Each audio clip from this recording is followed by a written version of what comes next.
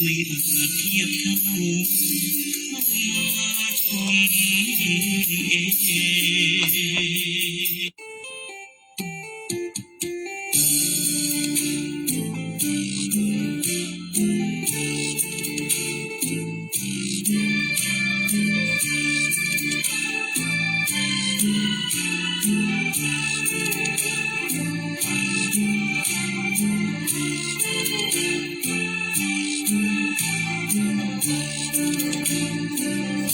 ฟังกันสบายสไตล์นั้นพุทธิชาพูดออกอากาศน้อมพระธรรมทราบซึ้งจิตใจร่วมบุญกุศลเชิญสาธุชนทั่วไทยเข้าวัดชำระกายใจช่วยคลายความทุกข์กังวล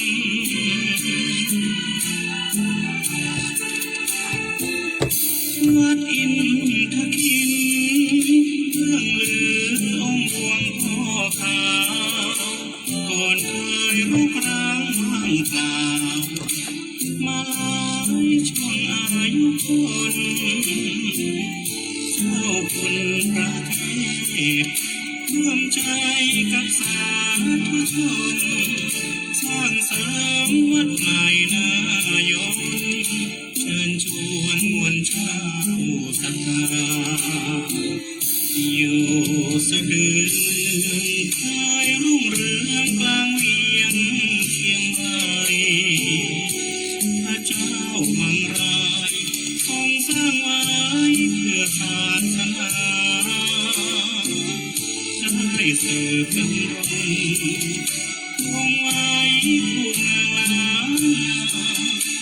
พระเจ้าองค์กาวิรัตบูรณะสืบมาให้เรา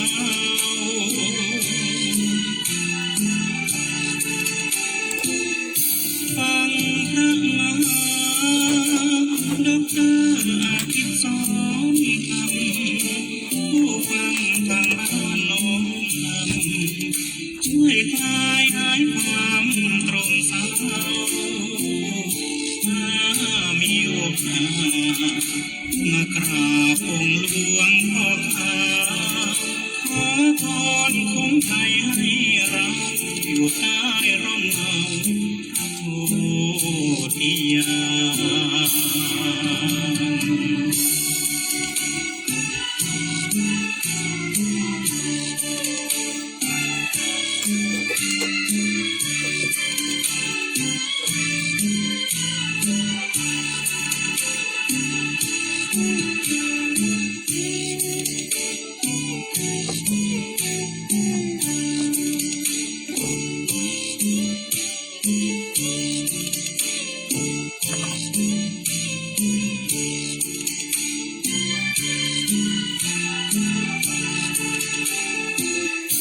ฟังพระมหา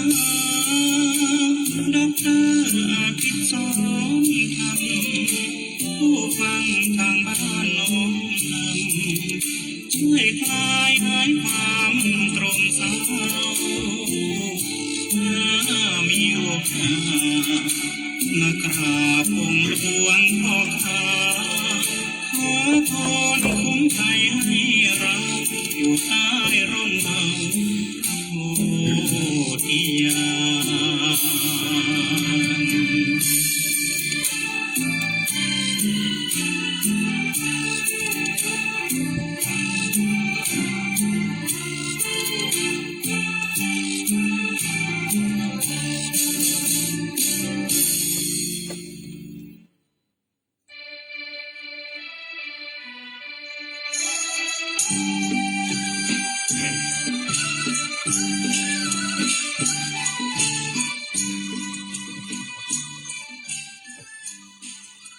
กัลยาณการีกัลยาณังปาปการีจะปาปกัง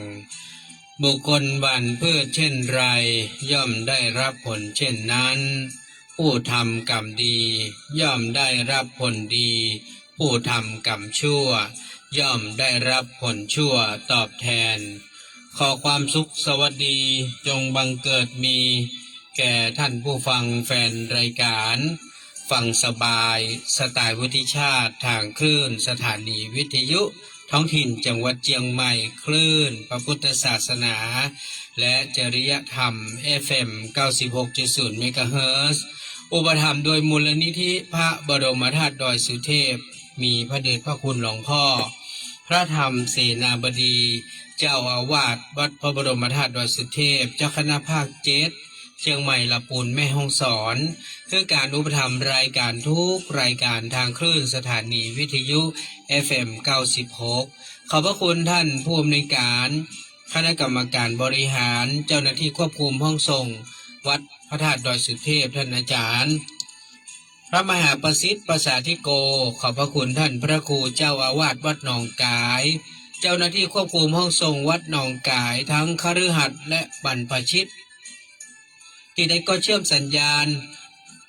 ฟังสบายสไตล์วุฒิชาติวันจันทร์ถึงวันศุกร์ 11 โมงถึงเที่ยงขอบคุณแฟนรายการที่ติดตามทั้ง2คลื่นสถานีและทาง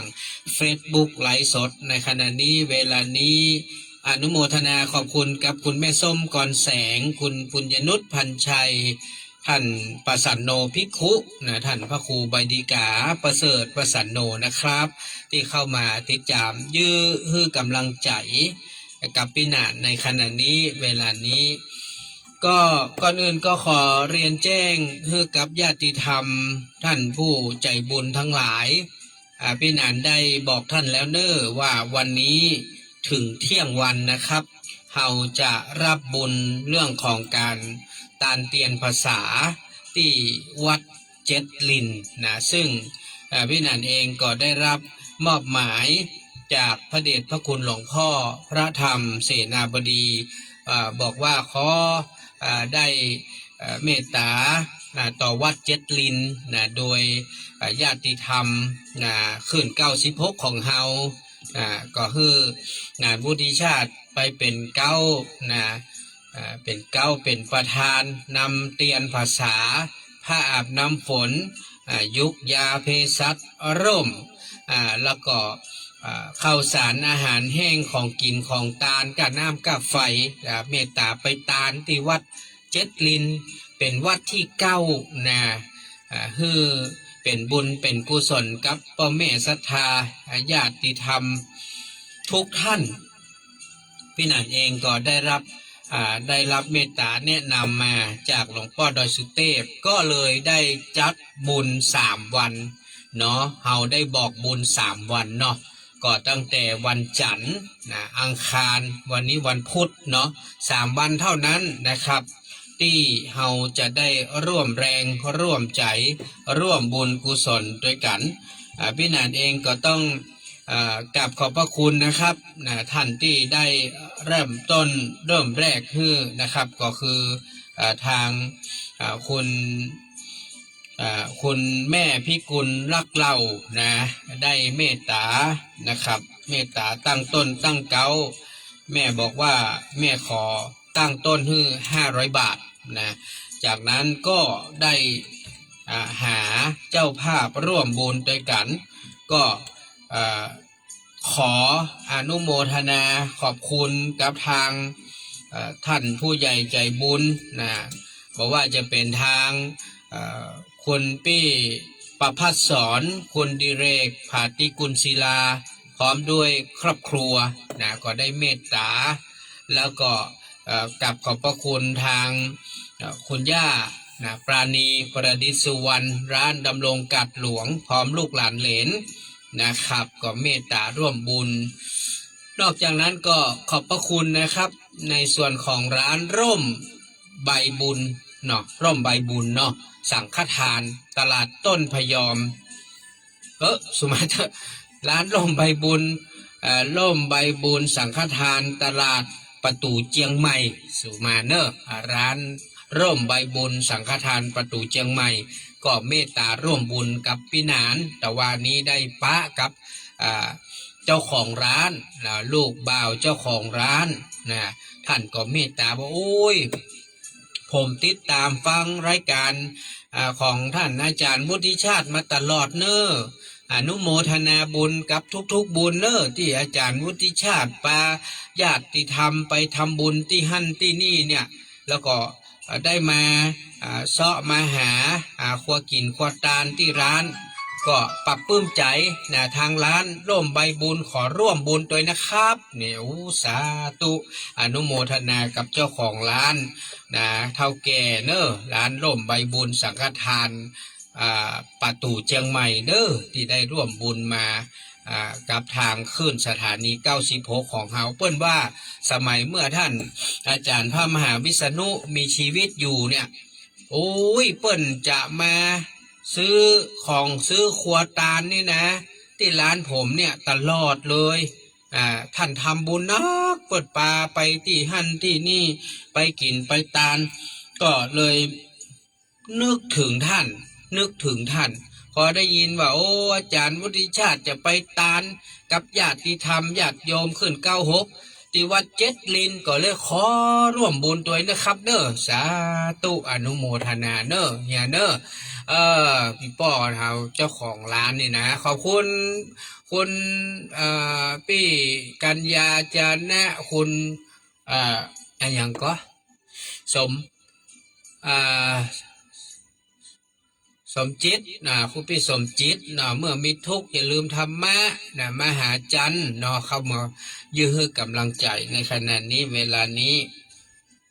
ขอบคุณนะครับคุณพี่ชลิดาเอกชัยพัฒนากูลหลานมนัสนันพร้อมครอบครัวแล้วก็ลูกหลานขอบพระคุณคุณนางสาวคุณพี่นางสาวสุมาลีอรุณวิโรจน์พร้อมด้วยญาติพี่น้อง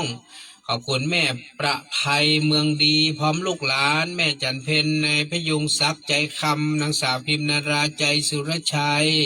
ขอบคุณท่านพระครูใบดีกาประเสริฐประสันโนพระอาจารย์สุริยันคำปาคุณน้องพัชรินร้อยโทประพันธ์สุกันโทพร้อมธิดาแม่กาลยาแซ่เตียพร้อมลูกหลานครูอรสาเมืองแก้วพร้อมลูกหลานท่านแม่สายยันวงศาคุณวารุณีกลิ่นชูแม่นายนิรุมนดีรบดีคุณพี่สิริกรจันทรศิริแม่บัวเงินบุญชัยแม่อัมพาเสวยราชยายจันดีคุณทิตายานีหมอกเมฆไอ้นิพันธ์ทองรักนางสาวนรีกุลคำวังพฤกษ์คุณป้าคำรอดมันแสวงแม่อุ้ยจันคำแสงบุญแม่บุญด่วนทุนคำยายคำปันวิชัยศรีคุณอารีสัดดับแม่วันจะพันศรีโปธาแม่เพนสิริใจสาวแม่วันเพนชัยกาคุณอรวรรณดอนญาติแม่ขันแก้วอินทาเขียวแม่อัมพรประมวลการแม่แสงทองคำเจริญแม่จันฟองทาทองแม่พวงบุพผาตันทาป้าขันแก้วพรหมจริงแม่ส้มก่อนแสงแม่สีมิ่งเมืองนะครับแล้วก็คุณอัมพรวิกาศิลป์คุณจิราพันธ์วงชัยไอ้ชัยนางมอนน้องสมบูรณ์คุณปี้จันแสงถนอมสุวรรณอนุโมทนาสาธุเนอะแต่ว่าท่านที่บัตตันได้ให้ได้หอมนี่ขอให้ท่านไปร่วมบุญกันวันพรุ่งนี้เจอกันที่วัดเจ็ดลินหลังจากที่ทุกท่านไปวัดไปวาไปกินไปตาลเรียบร้อยแล้วเขานัดกันที่วัดเจ็ดลินบ่ายโมงเนอะบ่ายโมงว่าใดครับว่าได้ไปก่อนโอนเงินไปกระเดียวหน้า100ร่วมการเตียนได้เดี๋ยวลงเงินเนาะแม่เกษรชัยวุฒิพร้อมครอบครัวเนาะขออนุโมทนาเด้อที่ได้ร่วมบุญมานะครับที่ได้ร่วมให้ร่วมหอมมาในขณะนี้เวลานี้ตัวเนอฉะนั้นท่านผู้ฟังทั้งหลายพี่นานได้ไปจัดซื้อเตียนเป็นเล่มใหญ่เลยเด้อ2 เล่มขาเตียนซื้อเทียนชุดเล็กมีธูปมีร่มมีผ้าอาบน้ำฝนมียามีสังฆทานแล้วก็นอกจากนั้นก็ยังไปซื้อน้ำมันพืชเครื่องปรุงรสมาม่านะครับน้ำดื่มอย่างไรมาเนี่ยจะไปซื้อเพิ่มมาแถมแต่ว่านี้ใช้เงินไป3,000 บาท3,000 บาทแล้วก็จะเหลือบานักก็จะเอาเป็นก้านน้ำค่าไฟ นะเหลือมานะก็เป็นก้าน้ำก้าไฟก็เอาเป็นว่าท่านที่ตันหอมก็ตึกเตี้ยงเนี้ยถ้าท่านบัตันขอให้ท่านไปปะกันที่วัดเจ็ดลินวันพรุ่งนี้บ่ายโมงปัจจัยทั้งหมดก็เอาไว้เป็นก้าน้ำก้าไฟนะร่วมบุญตามเตียนด้วยกันพี่นันเองก็ได้นัดหมายกับคุณแม่พิกุลลักเหล่าท่านจะเอาข้าวสารไปหอม1 กระสอบนะอันนี้ท่านแจ้งไว้หลังจากลงดอยสุเทพท่านก็จะมาเจอกันที่วัดเจ็ดลินจะเอาข้าวสาร1 กระสอบไปหอมก่อนหน้าท่านก็เอาไปหอมไปตาลอยู่นะท่านก็อยากจะเอาไปตาลแถมเพราะว่าจะได้ให้ลูกพระลูกเนรได้เอาทำกับข้าวกับน้ำตอนนี้เราขาดเรื่องไข่ไก่เด้อไข่ไก่ไผ่ที่อยู่กาดประตูเชียงใหม่กาดไหนก็แล้วแต่เนอะมีศรัทธาอยากจะเอาไข่ไก่นะจะแผง2 แผง 3 แผง 5 แผงไปตาลก็ได้เนอะไข่มีผลละหมากลากไม้เนอะช่วงนี้มีอย่างพ่องก็มีลองกองเนาะมีเงาะนะมีผลละหมากลากไม้อันไหนอยากจะไปห่วมไปหอมก็เชิญได้นะครับขอบคุณฮะพี่คุณพี่กัญญาจานะเนาะได้พร้อมด้วยครอบครัวก็เมตตาบอกว่าอีพี่ขอร่วมบุญตัวเนอน้องหนาน100 บาทนะสาธุเนออนุโมทนาก็เฮาถือว่าได้ทำตามสัจจะวาจาเพราะวันนั้นพระเดชพระคุณหลวงพ่อได้แนะนำมากับพระครูเสิร์ชว่าโอ้ไปตาล8 วัดที่หลับปูนเมืองลี้จอมตองสันป่าตองหางดงมาปิดใต้ที่วัดสะดือเมืองก็ยังว่าตาลแหมซักวัดเหรอก็คือมันครบ9 วัดมันครบ9 วัดนะใช่ไหมเขาได้ตาล8 วัดมันนั้นมันขับมันมืดครับมันมาตันนะ9 วัดพี่นานก็เลยต้องตัดไป1 วัดก็เหลืออยู่8 วัดก็คงจะเป็นเหตุที่มันเกิดขึ้นก็เลยต้องมาจบที่วัดที่9นะซึ่งก็จะเป็นวันเข้าพรรษาของพี่น้องศรัทธาเฮาก็คือวันพรุ่งนี้เป็นวันพระใหญ่นะฮะแล้วก็หลังจากนั้นไปก็คือเป็นวันเข้าพรรษาของพระเจ้าพระนายเนาะก็คือวันที่11เนาะ11จะเป็นวันเข้าพรรษาตุเจ้าพระนายโอ้สาธุฮะคุณแม่แม่ดวงสุดาสุภรัตน์เนาะแม่ดวงสุดาสุภรัตน์พร้อมด้วยครอบครัวนะแม่ดวงสุดาสุภรัตน์พร้อมด้วยครอบครัวนะครับก็ได้เมตตาบอกว่าขอร่วมบุญตัวเนอนะสัก200 บาทเนอสาธุนะครับเนาะเอาก็จะได้เอาไปหอมเป็นก้าน้ำก้าไฟช่วยกับทางวัดนะเพราะว่าวัดก็ต้องจ่ายก้าน้ำก้าไฟอันนี้ก็เฮาถือว่าได้ร่วมตานเตียนได้หอมน้ำไฟตัวถือว่าเป็นบุญกุศลนะครับผมถึงบอกว่าเวลาที่ท่านได้ร่วมบุญกับพี่นานท่านไม่ต้องห่วงพี่นานนี่คิดไปทุกอย่างคิดเผื่อทุกคนว่าตาลอย่างพ่อพี่นานโอ้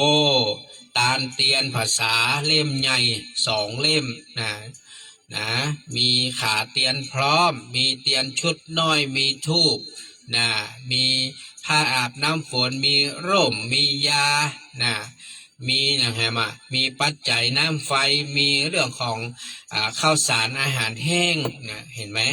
คือตาลเตื้อเดียวเนี่ยได้ครบหมดท่านผู้ฟังครบหมดนะครับว่าครบหมดก็คือได้บุญทุกอย่างได้ตาลจ้องตาลร่มตาลผ้าตาลยุกตาลยา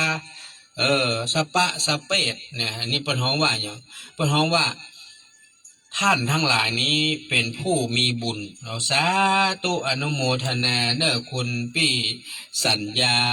ตาจุมปาเนาะพี่สัญญาตาจุมปาก็ได้เมตตาร่วมบุญนะครับร่วมบุญในส่วนของทาง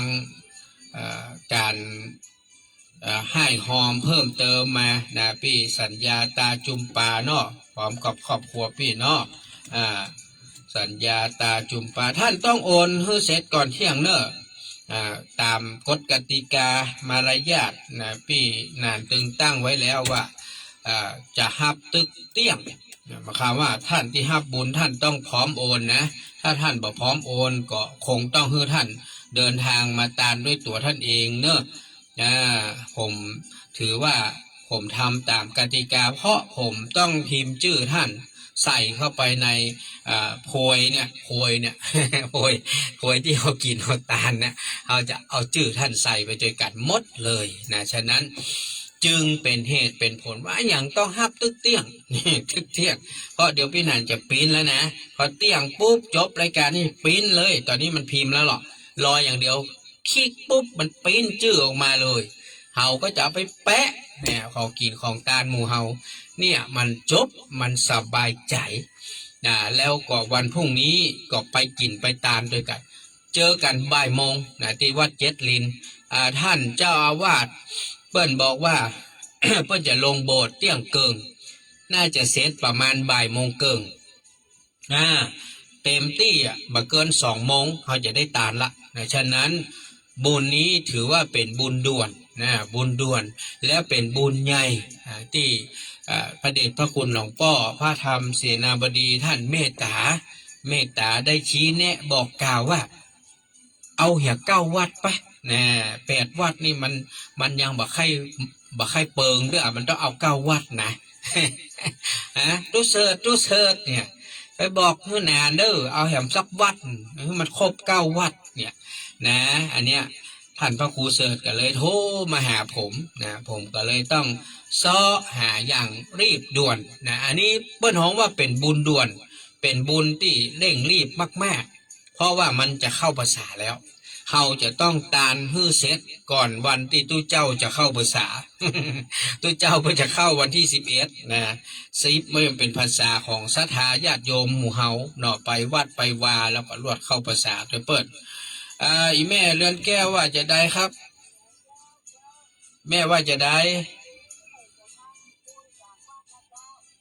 3 วัดที่ไหน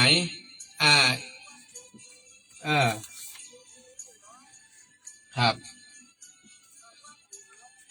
แม่ฮับวัดละต่อใดแม่ฮับวัดละต่อใดครับแล้วที่เหลือเหรอ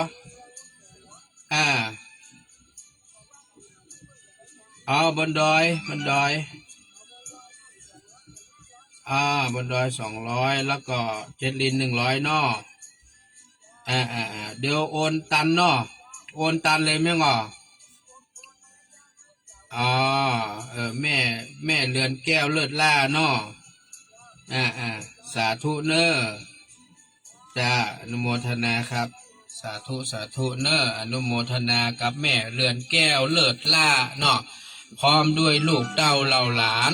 ได้เมตตาร่วมบุญกับเบื้องมุงหลังคาวัดอินทขินเฮาเนี่ยนะ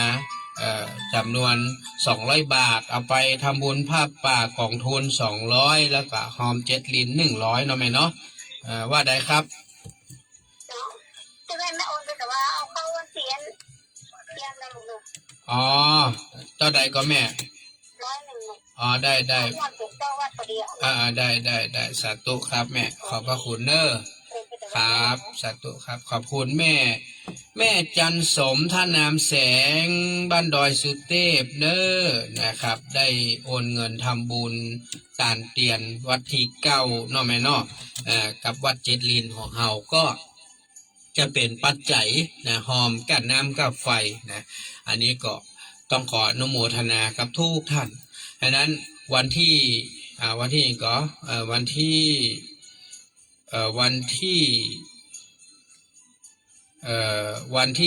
เนาะเฮาก็จะมีการตานเตียนนะครับวันที่11เพิ่นก็จะเข้าภาษาตัวเจ้าละวันที่12พี่นานเจนจวนเดอร์ท่านที่สนใจในเรื่องของการปฏิบัติธรรมกรรมฐานสติปัฏฐาน4กายเวทนาจิตธรรมเชิญชวนมาร่วมขึ้นกรรมฐานปฏิบัติธรรมที่วัดอินทขินปีที่12ในวันที่12โอ้แปลกเนาะมันลง12เหมือนกันแท้สวัสดีครับฮัลโหลสวัสดีจ้านะว่าจะได้ครับแม่จะร่วมทำบุญวัดเจ็ดลิน100โอนตันไหมเที่ยงชื่อ ชื่อ ให้เสร็จแล้วก็จะ ชื่อ เจ้า ขอชื่อ จันทร์คำเสมอการเจ้า แม่จันค เสมอกัน ำเสมอกันครับ อ่า 100นอ แล้วต่อให้ยังไงมั้งบนดอย100 100 100 ครับ อ่า ได้ครับ เดี๋ยวแม่จะโอนพร้อมกันเลยนะคะ ครับสาธุครับแม่ครับโมทนาเด้อแม่จันคำนะแม่จันคำเสมอกันเดี๋ยวก็ลงชื่อให้แม่กันเนอะวันนี้ก็พิมพ์ชื่อไปเรื่อยๆเพราะว่าท่านที่ตันนะก็พิมพ์ชื่อไปเรื่อยๆแหละเพราะว่าเดี๋ยวพี่น่าจะปิ้นทีเดียวเดี๋ยวพอจบรายการปุ๊บก็จะปิ้นละนะจะปิ้นรายชื่อละนะสวัสดีครับฮัลโหล โอนเงินไปตั้ง200นะเจ้า แม่อย่างครับ ฮัลโหล แม่อย่างครับ ฮัลโหลเจ้า แม่ชื่ออย่างครับฮะแม่ก็ลงชื่อให้แม่ตะกี้ละแม่ดวงสุดาสุภรัตน์พร้อมกับลูกหลานครอบครัวนออันนี้ตานเตียนไม่ก่อตานเตียนนอพร้อมลูกหลานตานเตียนนอดาจะสาธุเนอโมทนาเนอคุณแม่ดวงสุดาสุภรัตน์พร้อมด้วยลูกหลานก็ร่วมบุญตานเตียนเดี๋ยวเนอะอันนี้เพิ่นส่งมาตังไลน์เหาะเดี๋ยวขอดูก่อนเนอะคุณยายเดี๋ยวนะแม่สายทองว่าจะได้แม่สายทองว่าจะได้ครับพอแม่ตามเตียนไป200นะฮอมไปนะ แม่สายทองมณีวันพร้อมด้วยลูกหลานโอนเรียบร้อยละขอบคุณนะแม่เนอจะขอบคุณครับเดี๋ยวเนอโลครับสวัสดีเจ้าพี่นานครับผมแทนพี่ไทยแม่ไทยจือนะเจ้าครับแม่ร่วมทำบุญกันเพียง200เจ้าจ้าแม่ได้แม่สาธุเนอน่ากะได้ครับแม่ขอบคุณนะแม่เนอจ้าสาธุเนอครับผมสวัสดีครับขอบคุณนะครับแม่ไทยจือนะคุณพ่อร้อยตำรวจเอกวิชัยฟูปิงเนาะก็ขอบคุณเนอพร้อมด้วยลูกหลานก็ได้เมตตาร่วมบุญนะครับมาด้วยกันเนาะก็อนุโมทนาขอบคุณมากๆนะครับที่ได้ตั้งจิตตั้งใจร่วมบุญร่วมกุศลด้วยกันเพราะว่าบุญนี้พี่นานก็บอกแล้วว่ามันเป็นบุญด่วนถ้ายังแม่บุญด่วนนะครับเนาะแม่บุญด่วนก็ทำบุญด่วนเอามาฝากไว้ที่คุณปุญญนุตตวานี่นะฝากมันมีอาหารวุฒิชาติเนอะชื่ออย่างก็ชื่อปิยนุตว่ะเพิ่นคนมาซ้อหาคุณปิยนุตอยู่ก็เพิ่นว่าเพิ่นจะชื่อปุญญนุตเนอะแม่ต้องบอกคือถูกเนอะแม่ลำดวนเนอะแม่บุญด่วนเนอะ แม่บุญด่วนลำดวนทุนคำไม่น่ะต้องบอกคือถูกเวลาเขาซองมาเฮือมาหาคุณปุญญนุตอีเนอะจะไปว่าปิยนุตนี่นะมาถูกนะชื่อเพิ่นมาถูกวันหน้าเพิ่นมาห้าเพิ่นแล้วนะ บอกมาถูกเพิ่นมาห้าเพิ่นแล้วเนอะ สวัสดีครับผมแม่บานชื่นวันนั้นเลิกเจ้าว่าจะได้ครับขอร่วมทำบุญการเตียนวัดเจริญ100เจ้าโอนมาแล้วกันแม่เดี๋ยวแม่จะโอนเจ้าก่อนเที่ยงนี้เนอะเจ้าพร้อมลูกหลานหรือเปล่าก่อนเที่ยงนี้เนาะเดี๋ยวแม่จะโอนให้เจ้าได้ครับขอบคุณครับอนุโมทนาเนอร์คุณแม่บันชื่นวรรณเลิศพร้อมลูกหลานได้ร่วมบุญ100 สาวอีนอโอนฮือภายในเตียงนี้นะแม่เนอร์ขอบคุณพี่สุนีนะคุณพี่สุนีกองบุญนะพร้อมด้วยลูกหลานก็ได้เมตตาบอกว่าอีปี้กับลูกหลานเนอพี่นั้นขอร่วมบุญโดยเจ้านะสาธุเนอพี่เนอนุโมทนานะตันอยู่นะพร้อมโอนกับตึงตัน แต่ต้องพร้อมโอนเนอะพี่แนนบอกแล้วบุญด่วนนี่พี่แนนบ่รอนะถ้าไผ่บัตตันก็คือมาโตยหาคนเดียวเนอะมาโตยหามาตานโตยก้นกันทีหลังเนอะยายขันแก้วหน่อทาดาลินนะขอบคุณนะครับยายขันแก้วทาดาลิน ได้ร่วมบุญมาด้วยกันนี้นะครับ กับลูกหลานเนาะ100 บาทอนุโมทนาเนอะคุณยายเนอะเอาละท่านผู้ฟังครับก็มาอู้จาเรื่องของธรรมะที่เราได้อู้กันไว้เรื่องของการประพฤติปฏิบัติตัวนะครับว่าสิ่งใดหนอที่มันเป็นสิ่งที่ดีโดยเฉพาะยิ่งวันพรุ่งนี้ก็จะเป็นวันเข้าพรรษาแล้วนะจะเป็นวันเข้าพรรษาโอ้แม่สุพิษชัยคำเดี๋ยวนะสุพิษชัยคำเดี๋ยวเนอะเข้าพรรษาแล้วนะครับก็แยกขันแก้วทำ2 ที่ไปแยกกันครับน้ำไฟตัวกะสาธุน้ำไฟรวมด้วยกันเนาะตันเตียนกับน้ำไฟ200 บาทสาธุอนุโมทนาเด้อคุณยายขันแก้วทาดาลินพร้อมด้วยลูกเต้าเหล่าหลานหอม2 อย่างหอมตันเตียนน้ำไฟนะก็คือรวมกันนั่นแหละ200 บาทเนาะสาธุนะครับอนุโมทนาเด้อที่ได้ตั้งจิตตั้งใจร่วมบุญร่วมกุศลดังนั้นจะเข้าพรรษาแล้วท่านผู้ฟังทั้งหลายการเข้าพรรษาเนี่ยมันเป็นตัวบ่งบอกมันเป็นการบ่งบอกคือเขาได้รับรู้ว่าอย่างว่าชีวิตคนเฮาเนี่ยมันไม่ใช่อยู่ได้เฉพาะเรื่องของการกินการนอนการทำงานการใช้ชีวิตเพียงแค่นั้นไม่ใช่แต่ว่าชีวิตคนเฮาเนี่ยมันเกี่ยวเนื่องด้วยหลายอย่างถ้าตราบใดที่เฮาบ่ได้ประสบกับความทุกข์ความยากความลำบากเฮาก็บ่ฮู้เฮาก็บ่เข้าใจว่าบุญกุศลนะมันมีความสำคัญหรือจำเป็นจะใดฉะนั้นคนจำนวนนักที่ยังคงหลงละเลงอยู่กับความสุขที่ถูกมันหลอกล่อเพื่อเฮาตกหลุมเพราะว่าตกหลุมพรางพวกพยามารทั้งหลายมันก็จะจับจูงให้เฮาเนี่ยกินเที่ยวใช้ชีวิตแบบเลื่อยเปื่อยเสเพลนะบ่ได้สนใจเรื่องบุญกุศลอย่างทั้งหลายเนี่ยเหมือนอย่างตอนเนี้ยที่พระเจ้าอยู่หัวก็ดีพระราชินีก็ตามนะฮะพระบรมวงศานุวงศ์หรือว่าข้าราชบริพารทั้งหลายที่อย่างท่านพระครูฟลุกเปิ้นเล่าไปเมื่อกี้เนี่ยว่าพระองค์ท่านทรงสอนคือกับพระราชินีก็ดีพระบรมวงศานุวงศ์และก็ข้าราชบริพารก็ดีคือได้ประพฤติปฏิบัติตนอยู่ในศีลธรรมกรรมฐานอยู่ในคุณงามความดีคือระลึกเอาพระพุทธเจ้าพระธรรมเจ้าพระสังฆเจ้านะเป็นที่ปึ้งเป็นที่สรณะเป็นที่คิดถึงอยู่ตลอดพุทโธเมนาโถพระพุทธเจ้าเป็นที่พึ่งอันประเสริฐของข้าพเจ้าธัมโมเมนาโถพระธรรมเป็นที่พึ่งอันประเสริฐของข้าพเจ้าพระสงฆ์สังโฆเมนาโถพระสงฆ์เป็นที่พึ่งอันประเสริฐของข้าพเจ้าคือเปิ้นพยายามเตือนให้คนมีสติและเลือกถึงพระพุทธพระธรรมพระสงฆ์แล้วก็พัฒนากายพัฒนาใจตัวเก่าให้อยู่ในคุณงามความดีอยู่อย่างสม่ำเสมอมาว่าจะเป็นการกินการทานการรักษาศีล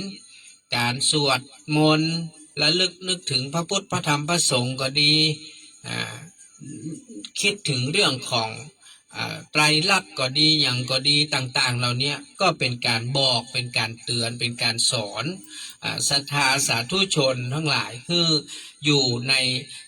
ศีลธรรมกรรมฐานเพราะว่าอยู่ในสิ่งที่ถูกต้องเริ่มที่สัมมาทิฏฐิถ้าคนเรามีสัมมาทิฏฐิมีความเห็นชอบมีความเห็นถูกต้องตามทำนองครองธรรมแล้วเนี่ยคนนั้นจะไปสร้างกรรมทำชั่วนั้นมันยากเปิ้นว่าอันความดีที่คนดีทำง่ายแต่คนชั่วทำยากอันความชั่วที่คนดีทำยากแต่คนชั่วทำง่ายท่านผู้ฟังลองพิจารณาข้อ2 ข้อนี้นะ2 ข้อที่พี่หนานบอกนี่นะว่าคนดีเนี่ยคือเปิ้นทำความดีนะมันง่ายแต่ถ้าเปิ้นทำความชั่วมันเป็นเรื่องที่ยากนะ มันฝืนอกฝืนใจนะแต่ถ้าเป็นความชั่วคนดีทำยากแต่คนชั่วทำง่ายเห็นไหมอันนั้นเราจะสังเกตเห็นว่าไอ้ดีกับชั่วเนี่ยมันอยู่ที่ไหนท่านผู้ฟังมันได้อยู่ที่ไหนเลยมันก็อยู่ที่ใจของเฮานี่แหละอยู่ที่จิตของเฮาเนี่ยจิตของเฮาถ้ามันบดีเนี่ยจิตบดีเนี่ยท่านผู้ฟังมันก็ทำให้ทุกสิ่งทุกอย่างบอกว่าจะเป็นความคิดบอกว่าจะเป็นกรรมอู้บอกว่าจะเป็นการกระทำมันก็จะไปในทิศทางเดียวกันเพราะว่าเป็นพวกมิจฉาทิฐิเนี่ยเป็นคนที่มีความเห็นผิดจากทำนองคลองธรรมเหมือนกับกรรมที่เฮาได้ยินว่าเห็นกงจักรเป็นดอกบัวเห็นความชั่วเป็นความดีนะเพิ่งเคยเล่าเนาะเรื่องไอ้กงจักรเป็นดอกบัวเนี่ยคนนั้นอ่ะมันนี่อย่างเหรอมันเป็นคนที่กินเที่ยวมันบ่ดูแลพ่อแม่วันหนึ่งพ่อมันตายมันก็เหลือแม่แต่มันก็บ่ดูแลแม่มันก็รีดไถแม่มันจนกระทั่งสุดท้ายเนี่ยมันว่ามันจะไปทำธุรกิจนะมันจะไปออกเรือไปเรียกว่าไปหาความร่ำรวยตั้งหน้าก็เลยไปเอาเงินเอาทรัพย์สินของแม่มันไปมันจะไปขึ้นเรือสำเภา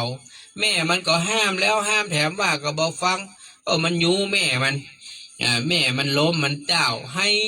มันก็ล่นหนีแม่มันไปขึ้นเรือสำเภาจนคณะนึงไปถึงเกิงกลางหางมะเรือเกิดแตกเรือโดนลมพายุพัดแตก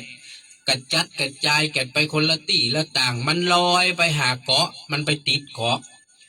มันไปติดเกาะเนอะเกาะนั่นมีก็จายรูปงามคนหนึ่งว่ามันมีมันเปิ้นเขามีมงกุฎมงกุฎงามควบอยู่บนหัวนี่นะ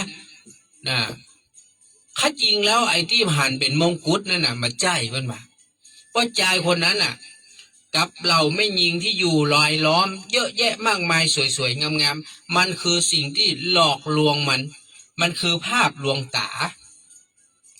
แต่จริงแล้วพ่อใจคนนั้นกำลังรับทุกขเวทนาก็คือไอ้กงไอ้มงกุฎที่สวมหัวนะที่จริงมันคือกงจักรแต่บาปกรรมที่มันบาเจือป่อเจือแม่มันลึกมันลึงมันมีจิตใจชั่วหยาบทำให้มันหันกงจักรที่หมุนจนน่ะกลายเป็นมงกุฎมันก็เลยไปลบเล้าไปขอกับพ่อใจคนนั้นน่ะขอเตอะเนี่ยขอให้ข้าเตอะข้าอยากได้ขนาดนี่นะข้าอยากได้เอามาให้ข้าเตอะนี่นะอันนั้นว่าบัดได้บัดได้บัดได้นะได้กะขอเตอะโอ้ยถ้าเอาไปแล้วบ่เอาคืนเด้อโอ้ดีกะบ่เอาไปแล้วบ่คืนแน่นอนรับรองบ่โคตรบ่เกียดบ่มีโคตรบ่มีเกียดสักอย่างขอเอามาให้ข้าแต่ใครได้ขนาดพอข้าใส่มงกุฎปุ๊บก็มีโตบริวารไม่ยิงสวยๆงามๆเต็มไปหมดเลย ไอความคิดมันเป็นอย่างนั้นเนี่ยความคิดมันบดีไงมันก็เลยบดีไปทุกอย่างความคิดก็บดีไออย่างก็บดีให้ได้ของเปิ้นไอ้นั้นก็เลยยกบงกุฎใส่หัวของมันปอดทอดแล้วมันก็ไปแล้วทีเนี้ยหมุนจน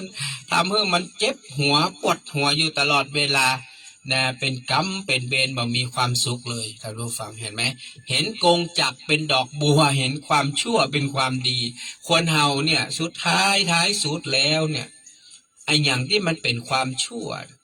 ถ้าเฮาไปคิดว่ามันเป็นสิ่งที่ดีแสดงว่าเฮาเป็นมิจฉาทิฏฐิ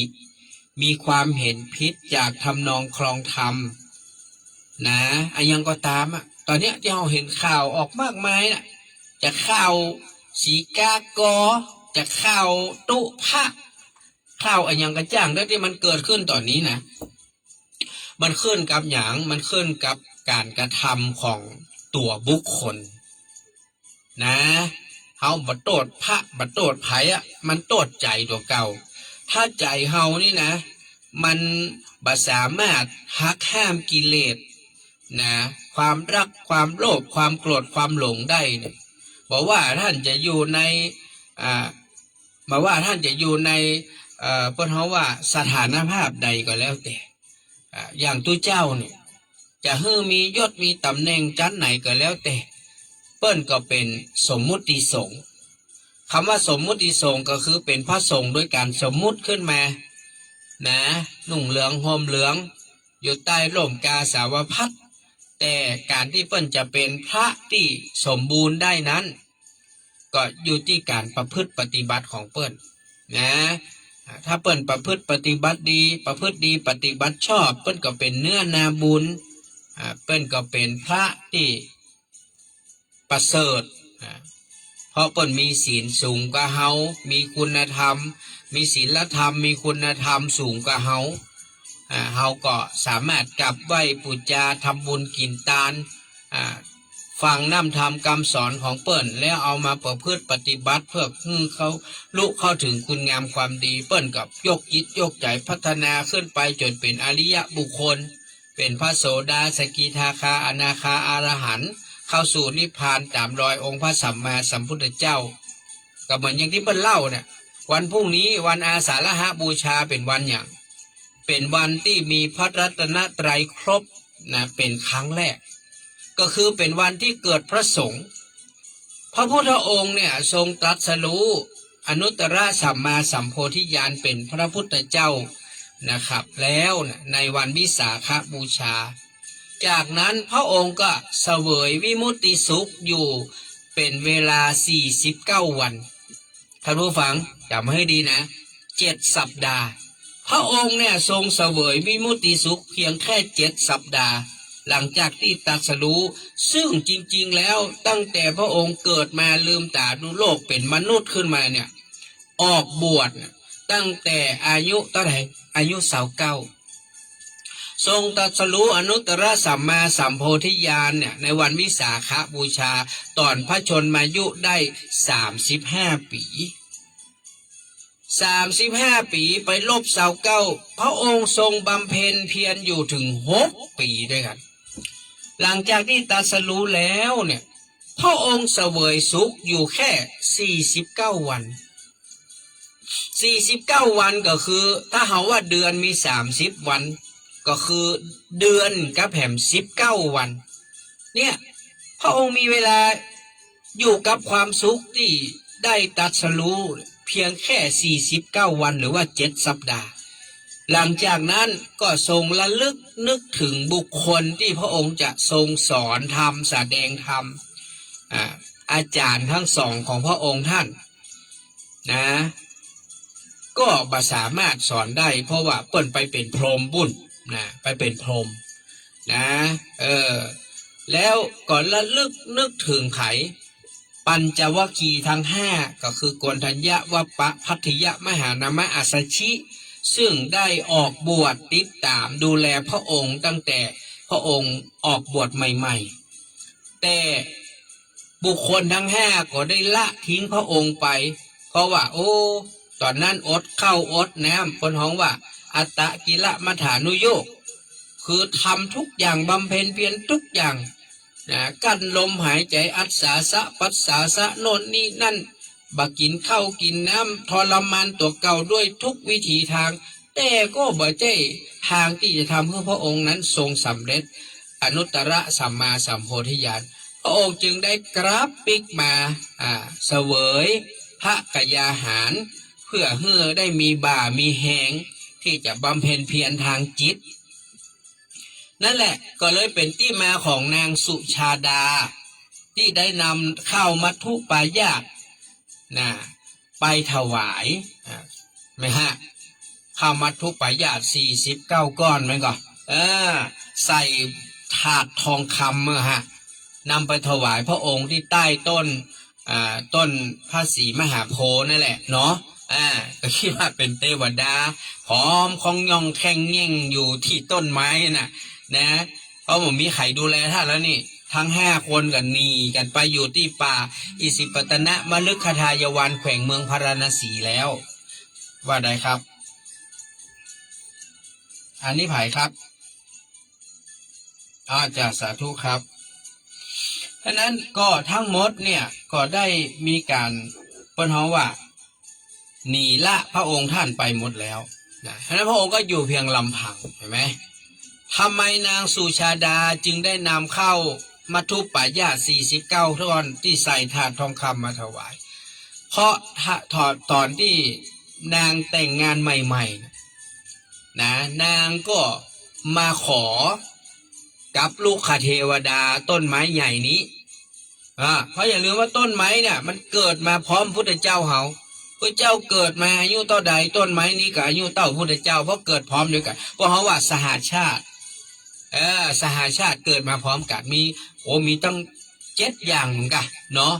หลายก้อยวันหน้าก้อยเล่าอันนั้นไปเห็นต้นไม้ใหญ่เนี่ยก็คิดว่าต้องมีลูกคเทวดาอยู่แน่นอนนางก็เลยไปอธิษฐานขอลูกถ้าได้ลูกสมใจวันใดวันหนึ่งได้ลูกแล้วนะลูกพระจายนะจะเอาลูกพระจายบุคคลที่ท่านอู้ถึงนั้นก็คือยะสะกุลบุตรเนาะแม่นก็ยะสะกุลบุตรเนี่ยเป็นลูกของนางสุชาดาอันนี้เปิ้นร่ำเปิ้นรวยเนาะเปิ้นสร้างปราสาท3ฤดู3หลังปราสาท3หลังนะฤดูร้อนฤดูฝนฤดูหนาวให้ลูกเปิ้นอยู่นะเรียกว่าเป็นเศรษฐีใหญ่เลยล่ะถ้าปัจจุบันนี้ก็คงจะเป็นลักหมื่นล้านแสนล้านพอละนะรวยมากๆล่ะนะสร้างปราสาท3หลังให้ลูกอยู่เนี่ยเปิ้นได้ลูกบ่าวเปิ้นก็เลยมาถวายแก้บนพระเจ้าแก้บนฮื้อนะขอบคุณนะฮะแก้บนฮื้อก็ตอนที่มาขอนะบอกมีไผอยู่ แต่พอตอนที่มาเจอนั่นน่ะมีเทวดานั่งโตมีกระซี่โครงซี่ข้างกระดูกกระเดี่ยว เพราะว่าเปิ้นโอดข้าวโอดน้ำเนาะก็เลยเอาเข้ามาทุปายาต49ก้อนใส่ถาดทองคำมาถวายนะแล้วก็พระองค์ก็รับไว้แล้วก็นางก็ถวายหมดเลยทั้งอาหารทั้งถาดทองคำแล้วนางก็กลับไปพระองค์ท่านฉันเสร็จแล้วก็เดินไปที่ริมฝั่งแม่น้ำเนรัญชลาเนี่ยฟังให้ดีเนอะแม่น้ำมันมี2เส้นนะที่แม่น้ำ2ชื่อที่พระองค์ท่านมีความเกี่ยวข้องอันแรกชื่อว่าแม่น้ำอโนมานาทีแม่น้ำอโนมานาทีเนี่ยพระองค์ท่านไปอธิษฐานออกบวชตอนนั้นที่หนีออกจากวังไปกับนายฉันเนี่ยกับม้ากันทกะพร้อมด้วยเครื่องทรงกษัตริย์มีพระขันไปตัวพระองค์ก็ไปถึงริมฝั่งแม่น้ำอโนมานาทีแล้วก็ยืนริมฝั่งแม่น้ำเนี่ยแล้วก็ล้วงเอาพระขันขึ้นมาและจับพระเมาลีหรือว่าผมแล้วใจพระขันนั้นอธิษฐานเสร็จแล้วก็ตัดพระเมาลีว่าตัดผมเป็นกระจุกของท่านนั่นแหละแล้วท่านก็อธิษฐานว่าถ้าหากว่าการบวชของพระองค์เนี่ยจะสำเร็จลุล่วงหรืออย่างสำเร็จผลนี่แหละจะได้ตัดชลุได้อย่างขอให้พระเมาลีเกศาเนี่ยอย่าได้ตกลงมาสู่พื้นนะปรากฏว่าพอที่ฐานโยนขึ้นไปปรากฏว่ามันลอยมองล่องหายไปพระองค์เลยมั่นใจว่ามีโอกาสที่จะได้ตัดสรู้แน่นอนแล้วพระเมาลีนั้นไปอยู่ที่ไหนท่านผู้ฟังเฮาก็รู้อยู่แล้วว่าไปอยู่ที่สวรรค์ชั้นที่2ก็คือพระอินทร์ได้นำพระเมาลีหรือว่าผมของพระพุทธเจ้าว่าที่พระพุทธเจ้าเนี่ยไปไว้แล้วก็สร้างพระธาตุจุฬามณีเป็นที่เก็บเนาะเวลาเราฟังเรื่องพุทธประวัติเนี่ยเราต้องมันปฏิปต่อกันหมดเลยถ้าคนบอกเคยฟังกับหูเรื่องมันต้องฟังปฏิปต่อว่าท่านเกิดเมื่อใดใหญ่อย่างใดอายุเท่าใดไปบวชตรัสรู้ตอนเท่าใดวันไหนที่เป็นวันสำคัญมันเกี่ยวข้องอย่างใดเราต้องไล่มันเป็นสเต็ปของมันแต่คนที่เรียนนักธรรมตรีนักธรรมโทนักธรรมเอกเนี่ยก็จะเรียนรู้เรื่องพุทธประวัติอนุพุทธะพุทธานุพุทธะนี่ไหมอันแรกนี่ธรรมตรีนี่เขาพุทธประวัติธรรมโทนี่อนุพุทธะเกี่ยวกับเรื่องของสาวก80พระองค์แล้วก็พุทธานุพุทธะนี่มันเรื่องแสดงธรรมเรื่องสัพพะสเปดอย่างพี่หนาเนี่ยก็เป็นบุญเพราะว่าเฮาจบนักธรรมเอกสมัยตั้งแต่เป็นสามเณรบวชเนรได้อายุ12จนถึงอายุ15 3 ปี นักธรรมตรี1 ปีทำโท1 ปีทำเอก1 ปีจบนักธรรมเอกตอนอายุ15แล้วก็ปิกมาบวชเป็นตุเจ้าตอนอายุ24ก็มาสอบนักธรรมเอกใหม่แหมรอบหนึ่งแต่ต้องเรียนตีโทนะไปสอบนักธรรมเอกได้เลยก็ได้นักธรรมเอกมาแหมรอบได้ทำเอก2 รอบ ได้ทำเอก2 รอบนะแล้วก็เข้าเรียนที่มหาจุฬาที่วัดสวนดอกเพราะว่ามันต้องมีวุฒินักธรรมเอกวุฒิม.6แล้วก็ต้องเรียนบาลี24 หน่วยกิตนะถึงจะมีสิทธิ์เข้าไปเรียนมหาวิทยาลัยสงฆ์ปริญญาตรีนะคณะพุทธศาสตร์เอกพุทธศาสนานะอันนี้พี่นันจบที่มจร4 ปีนะตั้งแต่42จนถึง46นะเรียนจบปริญญาตรีที่มหาจุฬาวัดสวนดอกคณะเนี่ยเฮาก็เลยพอมีความหูเล็กๆน้อยๆที่มันยังพอจดพอจับนี่เนี่ยเขาจะเล่าย้อนกลับมาว่าดังนั้นเมื่อนางสุชาดาเนี่ยมาขอลูกแล้วได้ลูกก็เลยนำมาถวายเนี่ยเข้ามาทุปญาติแล้วก็มีตาปุตสะพัทลิกะ2 คนเนี่ยเอาแย่คา8 กำมือมาถวายพระองค์ก็เอามาปูราดนะหลังจากที่ฉันเข้าฉันน้ำพระองค์ยังเอาถาดทองคำไปอธิษฐานลอยในแม่น้ำเนรัญชลาเนี่ยเนรัญชลานะปรากฏว่าถาดเนี่ยมันมาลอยไปตัวน้ำมันลอยทวนกระแสน้ำเนี่ยแล้วก็พญานาคก็เก็บไปไว้ที่วังบาดาลเห็นไหมนี่แล้วพระองค์ก็เนี่ยได้เปิ้นถึงขอให้พระองค์ประทับลอยฝ่าพระบาทไว้ที่ริมแม่น้ำเนรัญชลาเพื่อพญานาคเพื่อจะมากราบมาไหว้มาบูชาตรงนั้นเห็นไหมมันมีที่มาที่ไปของมันนะท่านผู้ฟังนะแต่มันก็มีเรื่องการลอยกระทงนะเนาะมันจะมาเกี่ยวเนื่องกันเนี่ยการลอยกระทงเนี่ยก็เพื่อหยังเนี่ยมันมี2 ส่วนถ้าเป็นในส่วนของพุทธศาสนาบ้านเฮาก็คือ1ก็นี่แหละการบูชาลอยพระพุทธบาทของพระองค์ที่ริมฝั่งแม่น้ำอันที่2ก็คือไปย้อนกับเรื่องของการทำผางปฏิเนี่ยตีนกาเนี่ยเพราะว่าเปิ้นย้อนกลับไปว่าสมัยก่อนโน้นก่อนจะมีพระพุทธเจ้าบัดเกิดขึ้นทั้ง5 พระองค์ในพัทธกัปเนี้ยกกุสันทะโกนาคมนะกกุสันโธโกนาคมโนกัสสโปโคตโมแล้วก็สีอาริยเมตเตโยนี่5 พระองค์นี่มันเรียนหูประวัติไปด้วยกันพระพุทธเจ้า5 พระองค์เนี่ยนะในพัทธกัปเนี้ยซึ่งยังรอให้หมดอายุพระพุทธศาสนาสมณโคดมของเขาเนี่ยโคตโมเนี่ยอยู่ 5,000 พระวษา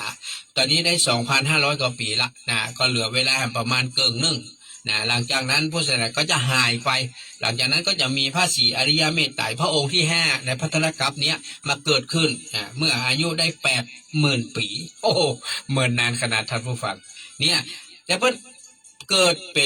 ป็นลูกของแม่กาเนี่ยแม่กาเนี่ยคือลูกกำเนิดเกิดมาเนี่ยมันมีหลายอย่างทีนี้วันหนึ่งเปิ้นอยู่มีฝนมีลมเนาะเปิ้นบินไปหาอาหารเปิ้นแล้วลมมันก็ปัดเอาหางของลูกเปิ้นตกลงมาในแม่น้ำเนี่ยแล้วก็อันนี้เอาไปเลี้ยงอันนี้เอาไปเลี้ยงนี่เอาไปเลี้ยงนี่ไปเลี้ยงเนี่ย5 ตี้นะเอาไปเลี้ยงคนตี้คนต่างเนี่ยก็เป็นโคตรของเปิ้นมันว่าอันเป็นโคตรของเปิ้นนะแล้วก็ภายหลังทั้งหมดเนี่ยเติบใหญ่ขึ้นมาแล้วได้เข้ามาบวชเป็นพระฤาษีนะมาเป็นบวชฤาษีแล้วก็มาปะกันเป็น5 ปี5 คนพี่น้องก็เลยถามไปถามมาโอเป็นแม่เดียวกันก่อนละลึกนึกถือว่าโอ้แม่ก็ลงมาปุ๊บไปเป็นพรหมปุ้นนะเท้าปากกาโพมปูนนะเพื่อก็ลงมาเพื่อก็มาบอกว่าเนี่ยข้าเนี่ยเป็นแม่ของท่านทั้งหลายเนี่ยโอ้แล้วแม่ไปอยู่ไหนโอ้จันพรมปุ้นแน่แล้วลึกนึกถึงก็ลอยเนี่ยกระทงลอยผางปฏิษเนี่ยเพื่อปูจาแม่เพิ่นเนี่ยมันก็เป็นที่มาที่ไปนะท่านผู้ฟังก็เล่าเพิ่นก็เลยนอกเรื่องนอกราวไปหน่อยเช่นนั้นเฮาถึงบอกว่าวันอาสาฬหบูชาซึ่งวันพรุ่งนี้จะมาถึงเนี่ยมันเป็นวันที่พระผู้มีพระภาคเจ้าเนี่ยทรงเดินทางด้วยพระบาทนะจากตี้หนึ่งไปแหมตี้หนึ่งมันจะใกล้เนอะท่านผู้ฟังที่ทรงตรัสรู้ที่พุทธคยาเนี่ยแล้วเดินทางไปที่ป่าอิสิปตนะมฤคทายวันแขวงเมืองพาราณสีแล้วมันจะใกล้นะและสมัยนั้นมันเป็นป่าเป็นดอยนะมันจะมีถนนหนทางนะจะมีล้อมีเกวียนผ่านก็ต้องย่างพระบาทไปด้วยตัวพระองค์เองเนี่ยนะ ที่เปิ้นว่าในระหว่างทางไปเจอปัจจัยคนหนึ่งฮ้องว่าฮึเนี่ยไอคนเนี้ยมันบ่มีสติปัญญาแต่ว่ามันก็มอกผีบ้าแล้วเนาะเจอพระเจ้าเป็นคนแรกแต่น่ะแทนที่มันจะได้เป็นพวกเขาว่าอย่างแทนที่มันจะได้เป็นอุบาสกคนแรกก็ได้เนาะพอได้ฟังน้ำฟังธรรมพระเจ้าดีบ่ดีนะถ้ามันมีบุญมีบารมีก็ได้บรรลุธรรมหรอกแต่มันไม่รู้เรื่องสักอย่างเตียวส่วนกับพระเจ้าเฉย มันเหมือนคนเอาทั่วไปทุกวันนี้แหละท่านผู้ฟังเตียวกายวัดกายวาเตียวกายตุกายพระเตียวกายครูบาอาจารย์นักปราชญ์ราชบัณฑิตอยู่ใกล้อยู่แม่ใกล้เกลือกินด่างใกล้น้ำมันมีน้ำกินเนี่ยนะมันเป็นอย่างอันแต่น่ะมันใกล้ศีลใกล้ธรรมนะแต่มันมาสนใจศีลธรรมกรรมฐานเนี่ยโอ้แหนนพุทธิชาติเปิดปฏิบัติธรรมปีที่12วัดอินทขินบ่ายโมงถึง4 โมงแรงทุกวันเสาร์มันจะมีกาแฟเลี้ยงจะมีโอวัลตินเลี้ยงจะมีน้ำเลี้ยงยังมาเตื้อยก็บ่ได้ให้เสี่ยงตังอย่างหอมกับก้านน้ำก้าไฟชำระหนี้ส่งบ่ได้ถ้านิมนต์พระมาก็ช่วยกันลดคือพระแห่น้อยตาน่ะก็บ่ได้เสี่ยงอะไรอย่างก็บ่แม้อย่าเปิดฟรีแต่ทางวัดอินทขินอาจารย์เจ้าคุณดร.อาทิตย์ก็เมตตาให้ใจสถานที่ฟรีบ่ได้คิดสตุ้งสตางค์แต่เฮาชำระหนี้ส่งเพื่อมันได้เป็นกรรมเป็นเวรบ่ได้นะใจสถานที่วัดใจห้องน้ำห้องท่าใจไฟใจหยังเฮาก็ตานคืนประวัติตานไส้ตานแตนนะมันได้เป็นกรรมเป็นเวรกับเฮาก็แค่ลงทุนเอากายนี้มาเนาะขึ้นรถมานั่งรถมาละการละงานเห็นน้อยวันเสาร์นะเสียสละรายได้เสียสละเวลาพักผ่อนหย่อนใจของท่านก็แค่บางกี่ชั่วโมงบ่ายโมงถึง4 โมง2 โมง3 โมง3 ชั่วโมงบ่ได้ติดละ3 ชั่วโมงแม่บ่ได้ละลูกละหลานบ่ได้ละทีวีบ่ได้ละโน่นละนี่บ่ได้แล้ววันหนึ่งถ้าท่านหมดลมหายใจละได้ไหมบ่ละก็ต้องละกับพี่แหนนมันหายใจบ่ได้ก็ตายตายก็จะไปต้องละทุกอย่างละบ้านละจองละทรัพย์สินสมบัติละยศถาบรรดาศักดิ์ละผัวละเมียละพ่อแม่ลูกหลานครอบครัวก็ต้องละหมดกับพี่หนานมันตายแล้วนั่นก็หูอยู่เนี่ยว่าวันหนึ่งเขาต้องละทิ้งทุกอย่างทุกสิ่งทุกอย่างนั้นมาเจ้ของเขาเปิ้นบอกว่า4 คนหาม3 คนแห่1 คนนั่งแคร่2 คนพาไป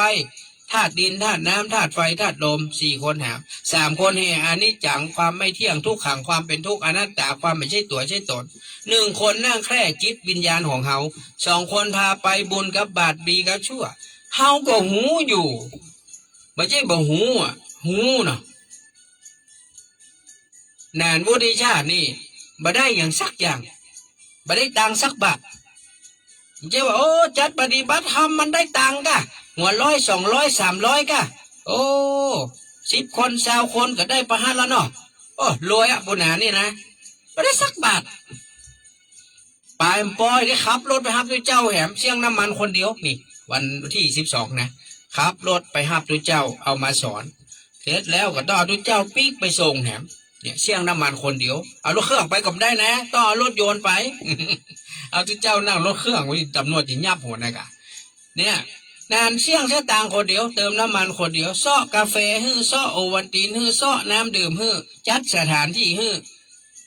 จะเอาจะได้แถมเอาจะได้แถมอีทก็อีทไม่ใช่ว่าสุขสบายเหมือนคนที่เปิ้นมานะเปิ้นมาถึงพวกก็ได้มานั่งมาปฏิบัติโอ้แหนนี่หล่นขึ้นหล่นล่องให้อย่างต้องอดต้องทำต้องเนี่ยเพื่ออยากให้ทุกท่านอันเป็นที่รักของพี่แหนนเนี่ยแฟนคลับ FC ทั้งหลายเนี่ยได้มีความสุขกายสบายใจได้มีศีลมีธรรมกรรมฐานเป็นเครื่องป้องกันจิตใจเป็นเกราะป้องกันภัยทำให้จิตใจท่านเข้มแข็งแข็งแกร่งผมภูมิใจนะหลายคนนะที่มาปฏิบัติด้วยผม แล้วเปิ้นก็ไปต่อยอดของเปิ้นต่อไปเดี๋ยวนี้เปิ้นปฏิบัติเปิ้นได้เก่งขึ้นนะมันต้องเปิ้งป้าอาศัยพี่นานแล้วสามารถดูแลตัวเก่าเอาตัวเก่ารอดได้แม้กระทั่งบางคนที่เป็นลูกศิษย์ลูกหาจะตายเรามาล่อนะนั่งอยู่บนเตียงนะโทรมาลาพี่นานอยู่ปุ่นแถวแม่สอดปุ่นพี่นานมันต้องห่วงเนอะโทรมาบอกมาอู้มาขอกำลังใจขอคำแนะนำจากนี้ไปจะดูแลตัวเก่าจะดูแลกายดูแลใจตัวเก่าจนกว่าจะสิ้นลมอยู่คาเตียงที่ในห้อง ICU เนี่ยเปิ้นลาขนาดนั้นบอกขนาดนั้นท่านผู้ฟังนี่แหละมันเป็นความภูมิใจของผมมันจะเป็นเงินเป็นทองเป็นเข้าเป็นของสักอย่างโอ้สมัยตะก้อนมีเป็นร้อยสมัยเมื่อผมเริ่มต้นใหม่ๆหลวงปู่ครูบาหลวงปู่ทองเขาเนี่ยมาเป็นอาจารย์ขึ้นกรรมฐานให้ผมเป็นรูปแรกท่านแรกจากนั้นครูบาอาจารย์เจ้าคุณภาวันแนหลวงป่อนั้นพระครูนี้เพิ่นมาช่วยกันแม้แต่เจ้าคุณสุวรรณก็มาใครก็มาโอ้เป็นร้อยเป็น50 60 70 80 คน30 40 คนผมทำมา12 ปีนี้ล่ะถามว่าเขาได้อย่างมันได้เงินได้ทองอย่างได้ความสุขได้ความอิ่มใจพี่นันไม่ได้หวังท่านมาต้องอินดูผมก็ได้ท่านต้องฮื้ออย่างผมก็ได้ผมได้ว่านะแต่ผมอยากให้ท่านได้อย่างได้หูนะได้เข้าใจเรื่องการปฏิบัติที่ถูกต้องตามที่ครูบาอาจารย์เปิ้นบอกเปิ้นสอนมาถ้าเราได้ความรู้ได้ความถูกต้องเวลาเราไปปฏิบัติเองมันจะได้สะดวกอยู่ที่บ้านที่จองท่านจะยืนท่านจะเดินท่านจะนั่งท่านจะนอนกินดื่มทำพูดคิดท่านก็กำหนดจิตของท่านได้ดูแลตัวเก่าได้วาระสุดท้ายท่านจะตายละใครจะไปส่งท่านได้หัวเมียลูกหลานพ่อแม่พี่น้องเพื่อนพ้องสหายไปส่งไก่ตึกไหนตึกไปเหี่ยวนะตึกเชิงตะกอนนั่นแหละเขาเผาแล้วกับบ้านไผ่บ้านมันตัวไผ่ตัวมันผีก็โยนส่วนผีคนก็อยู่ส่วนคนเมียความเป็นผัวเป็นเมียเป็นพ่อแม่ลูกหลานพี่น้องมันตัดขาดกันหมดมันคู่คนละภพละภูมิแล้วหรอเนาะน่ะไปเผชิญวิบากกรรมของภัยของมันสร้างบุญสร้างกุศลไว้นักก็สุขสบายไปสร้างกรรมสร้างเวรไว้นักก็ไปพบปะกับความทุกข์ความยากความลำบากเฮาบ่มีโอกาสเฮาบ่มีเวลาปล่อยแม่ศรัทธาญาติธรรมท่านทั้งหลายมีเวลาตอนนี้ท่านมีชีวิตอยู่เนี่ยมหันกันเนี่ยครูบาอาจารย์ตุภาสามเณรเปิ้นเร่งกินเร่งทานเร่งไหว้พระสวดมนต์ปฏิบัติธรรมกรรมฐานมันก็เปิ้นเร่งอีหยังก็เพื่อที่จะได้พบกับมรรคกับผลเฮาบ่เนี่ยบ่ทำเฮาบ่เข้าถึงมรรคถึงผลหรอกแล้วฝากทุกคนนะ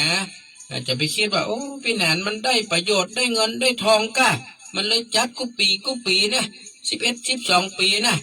โอ้เหนื่อยจะตายท่านผู้ฟังบอกตรงนะผมเป็นคนซื่อนะผมมาอู้บกไปวนมาผมเหนื่อยกว่าจะพดนะแต่ละเสาเนี่ยนะซ้ำเขาจะมีสัญจรด้วยนะปีนี้นะจะต้องสัญจรแถมเนี่ยมันเหนื่อยนะใครมาเป็นนานเนี่ยหมอหูเนี่ยไม่กระทั่งเนี่ยตาลเตียนเนี่ยหล่นขึ้นหล่นล่องแต่ว่าเนี่ยปะทบวิ่งไปซื้อเตียนวิ่งไปซื้อครัวเนี่ยมันนั่งพิมพ์จื้อแฮมยังแฮมเนี่ยกระเบื้องเหมือนกันนะนี่ยังมันได้ไปถึงไหนแต่กระเบื้องเนี่ยกำลังพิมพ์ยังไม่ได้เกิงกลางด้วยท่านเหนื่อยท่านผู้ฟังแต่ทั้งหมดทั้งมวลก็เหนื่อยก็คือเหนื่อยพอมันผ่านไปแล้วความเหนื่อยมันก็หายไปสิ่งที่เข้ามาแทนที่ก็คือความสุขใจความภูมิใจชื่นใจที่เฮาได้เป็นสะพานบุญเฮาได้เป็นตัวตั้งตัวตีเนาะมันก็เป็นความสุขแค่นี้แหละนะก็นึกว่าหรอความสุขอื่นใดที่จะเทียมเท่ากับความสุขที่เฮาได้จากการสร้างบุญสร้างกุศลนะท่านผู้ฟังนะนอกจากเฮาจะทำเองแล้วเฮาก็ยังชักชวนเชิญชวนคนอื่นเพื่อได้ร่วมได้ได้ทำเนี่ยมันเป็นความภาคภูมิใจนะท่านผู้ฟังนะมันเป็นจุดหมายปลายทางเปิ้นบอกว่ามันเป็นความประสงค์ของคนที่เป็นโพธิสัตว์ทั้งหลายผมก็อยากเข้าไปถึงตรงนั้นเหมือนกัน ำว่าโพธิสัตว์นะก็คือคนที่ทำแล้วชักชวนเชิญชวนคนจำนวนมากๆคือได้สร้างคุณงามความดีว่าจะเป็นการให้ทานการรักษาศีลการฟังธรรมกันปฏิบัติธรรมอันนี้คือคนที่ทำตัวเก่าคือเป็นเรือสำเภาอย่างพี่นานอาจจะเป็นลำเล็กๆอาจจะมีคน10 คน20 คนนั่งบนเรือเฮาก็พยายามพาเปิ้นนะข้ามนาวานะแม้จะเกิดฝนเกิดลมเกิดปัญหาอุปสรรคแต่เฮาก็ก้อยแจวก้อยพายไปนะเฮาเป็นเรือลำเล็กเฮาบ่ได้มีบุญบารมียิ่งใหญ่เฮาก็ก้อยพาไปกำน้อยกำ10กำ20กำ10กำ20แล้ววันหนึ่งคนจำนวนมากคนหลายร้อยหลายพันคนนะก็จะข้ามฝั่งไปด้วยความสวัสดีเห็นไหมพี่นายทำมา12 ปีนะตั้งแต่แรกปีละ100 คน80 คน70 คน60 50จัดปฏิบัติธรรมบนดอยสุเทพแถมเนาะก็ทำมาตลอดบวชพระบวชเนนบวชโยคีชีพราหมณ์เขาทำมาเรื่อยๆมันสะสมท่านผู้ฟังมันเป็นบุญสะสมบุญเล็กบุญน้อยนะแล้วผมก็จึงเชื่อว่าวันหนึ่งถ้าผมมีเวลามีโอกาสได้ปฏิบัติเป็นว่านะผมก็น่าจะมีโอกาสเข้าถึงมรรคผลไ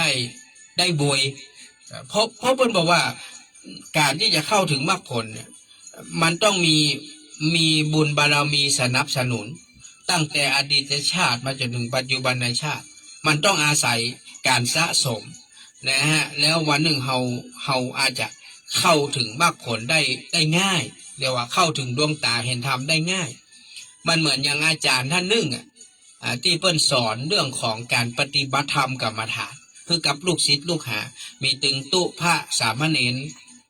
นี่ก็ลูกศิษย์ลูกหาก็เข้าถึง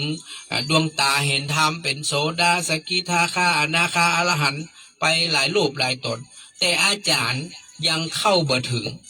จนท้ายที่สุดก็เลยต้องไปขอความเมตตาอนุเคราะห์จากลูกศิษย์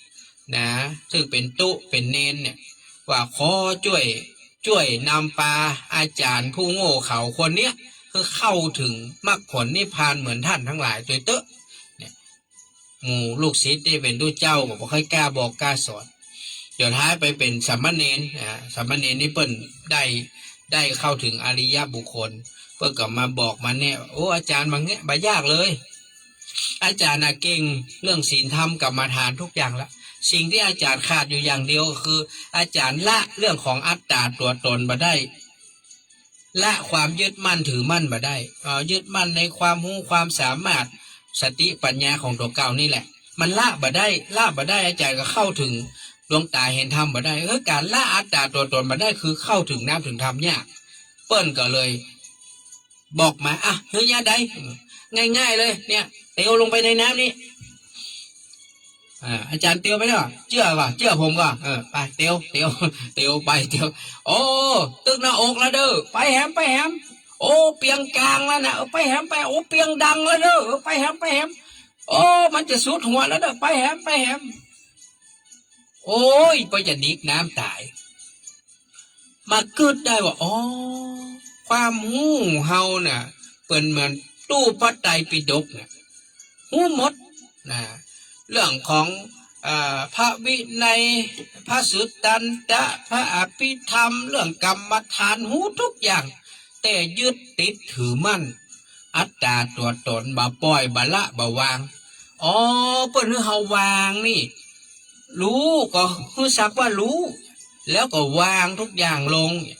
ทุกอย่างคนที่เปิ้นเข้าถึงความเป็นอรหันต์นะท่านผู้ฟังเปิ้นฮื้อทานก็สักว่าแค่ฮื้อทานเปิ้นก็วางรักษาศีลเปิ้นก็วาง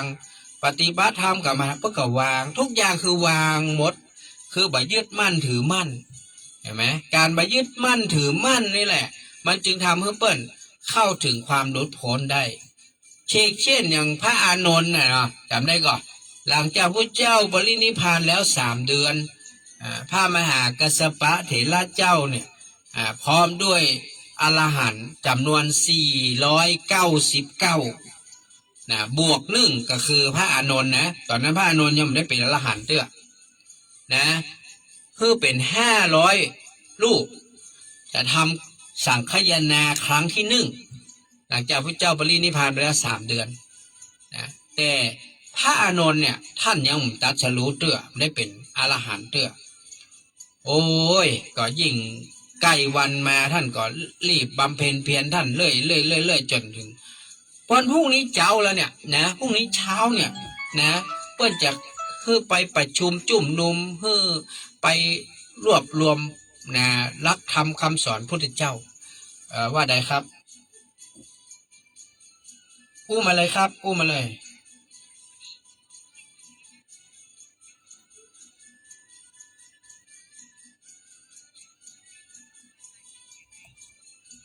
ว่าจะได้ครับครับ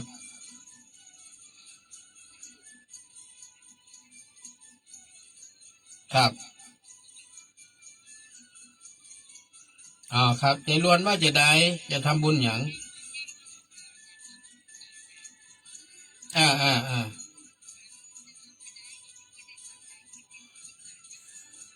อ๋อเดี๋ยวผมโทรหายายล้วนผมกำเนาะได้เดี๋ยวยายล้วนบอกว่าเป็นคนอีสานโอ้ยค่อยเว้าคำเมืองบ่เป็นค่อยเป็นคนอีสานเด้อ ไปขอเบอร์จากหลวงพ่อวัดลอยเคาะว่ะซ้อหาเบอร์นานมาเจอเดี๋ยวเนอะยายล้วนเดี๋ยวขอจดเบอร์ยายล้วนกำเนาะเดี๋ยวจะโทรบอกเพิ่นอยากจะทำบุญว่ะทำบุญอะไรอย่างพ่องกับหัวเดี๋ยวเนอะไหนล่ะเบอร์หายเดี๋ยวเดี๋ยวผมจะโทรหาเนอะยายล้วนเนอะเดี๋ยวรอให้ผมจบรายการก่อนเดี๋ยวจะโทรหายายล้วนเนาะ1 2 3 4 5 6 7 8 9 10โอเคเดี๋ยวจะโทรหาเนอะยายล้วนเนอะเดี๋ยวขอบรรยายก่อนแต่มันจะลืมฉะนั้นก็เนี่ยเหมือนพระอานนท์เนี่ยโอ้ปฏิบัติอยู่ใกล้พุทธเจ้าได้ยินได้ฟังน้ำธรรมคำสอนมากมายก็เก็บไว้นะเก็บไว้ในสมองนะแล้วก็ยึดอยู่กับธรรมคำสอนต่างๆมากมายนะแต่ท้ายที่สุดเนี่ยนะท่านก็มาเข้าถึงการตรัสรู้หรือว่าเรียกว่าเข้าถึงอรหันต์ก็คือบำเพ็ญเพียรมาตลอดจนตั้งแต่เย็นจนถึงกลางคืนจนถึงใกล้แจ้งจนกระทั่งท่านปล่อยวางจำมันเตอะบะสำเร็จกับจ้างมันปล่อยทุกอย่างวางทุกอย่างลงท่านก็บรรลุธรรมเลยเห็นไหมขนาดอยู่พุทธเจ้ามาตั้งแต่เมินแนนะเพราะท่านเป็นผู้เฒ่าอุปถากนะท่านยังไม่ได้ตรัสรู้นะไม่ได้เป็นพระอรหันต์นะจนถ้าพระเจ้าปรินิพพานไปแล้ว3 เดือนท่านจึงได้บรรลุเป็นอรหันต์เหรอท่านผู้ฟังเนี่ยนี่คือสิ่งที่เรากำลังให้ฟังว่าท้ายที่สุดแล้วธรรมะคำสอนต่างๆในพระพุทธศาสนาของเรามันมีมากมายแต่เราบ่จำเป็นต้องไปเรียนรู้ให้มันเยอะแยะมากมายหรอกเราก็แค่เรียนรู้เรื่องศีลธรรมกรรมฐานนี่แหละทานศีลภาวนาก็คือโดยทั่วไปก็คือเรื่องของมรรคมีองค์8เรื่องของกุศลกรรมบท10ก็คือศีลทั้งหมดกายวาจาใจเนี่ยมโน3วจีกรรม4กายกรรม3ไม่ก็ฮะรวมแล้วก็เป็น10ไม่ก็ฮะกายกรรม3วจีกรรม4มโนกรรม3เนี่ยเพราะว่ากุศลกรรมบท10เรื่องของมรรคมีองค์8เริ่มตั้งแต่สัมมาทิฏฐิเนี่ยไล่ไปนะก็คืออยู่ในเรื่องของศีลธรรมกรรมฐานนี่แหละแล้วก็มีทานบวกเข้าไปทานศีลภาวนาเฮาก็เรียนรู้แค่นี้ก็พอแล้วไม่ต้องไปเรียนรู้ให้มันมากมายนะมันบางครั้งมันนักมันก็ทำให้เกิดเพราะว่ามันมันรกความวุ่นวายในสมองเนี่ยนะมันมาเป็นหมวดเป็นกลุ่มมันรกรุงรังมันวุ่นวายมันปนเปกันซับสนโอลหม่านจับปุ้นใส่เพจับเพใส่หั่นมันบ่ได้มันมาเข้ากันอันนั้นก็เริ่มง่ายๆคือทานก็คือการเสียสละรักษาศีล ฟังธรรมไหว้พระสวดมนต์ปฏิบัติธรรมจะมาสมถะก็ได้วิปัสสนาก็ได้แล้วแต่ท่านเอาที่ท่านชอบเอาตามจริตของท่านพี่นันไม่ได้บังคับอย่างบางคนเพิ่นมาปฏิบัติโอ้เฮาเคยทำปฏิบัติสายสมถะมาตอนนี้จะมาวิปัสสนามันจะได้กันว่ามันจะเข้ากันได้หมดนะจะมาสายไหนก็จากสุดท้ายก็คือไปสายเดียวกันก็คือตัวหอยพระพุทธเจ้านะก็คือ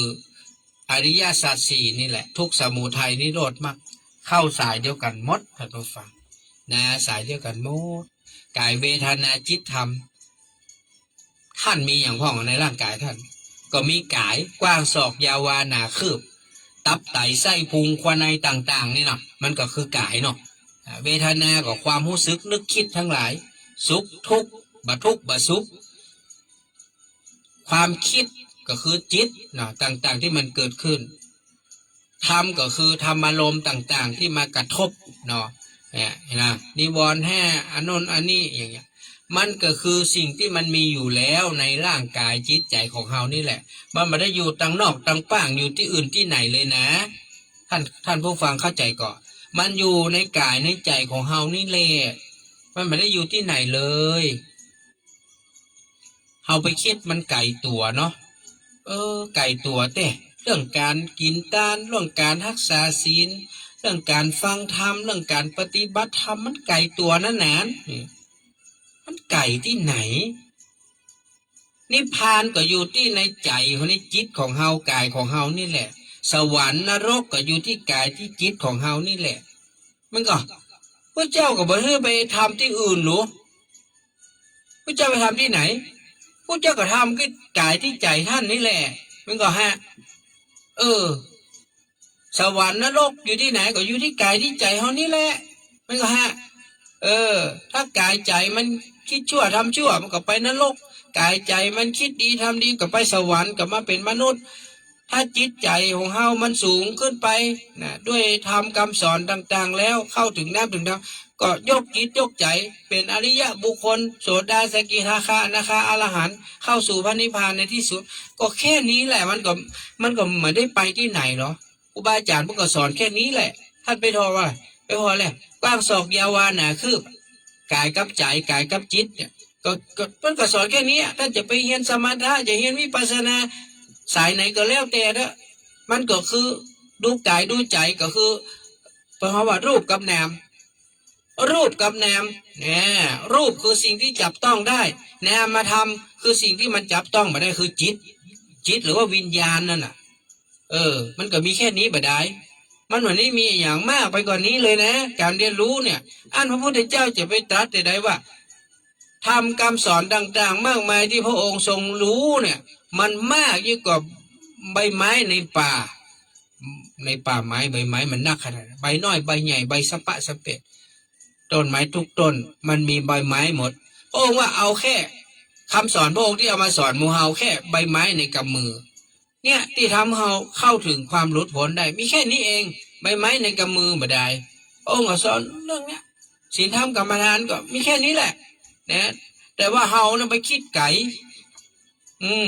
คิดไก่ลงไปโอ้มันไก่ตัวเนาะพี่นันเนาะการเข้าถึงมรรคผลนิพพานไก่ตัวเฮ้ยเนี่ยทำยากนะพี่นันนะมันไม่ยากหรอกท่านผู้ฟังมันไม่ยากแต่มันขึ้นอยู่กับสติปัญญาของแต่ละท่านแต่ละคนว่าเฮามีสติปัญญามากน้อยเท่าใด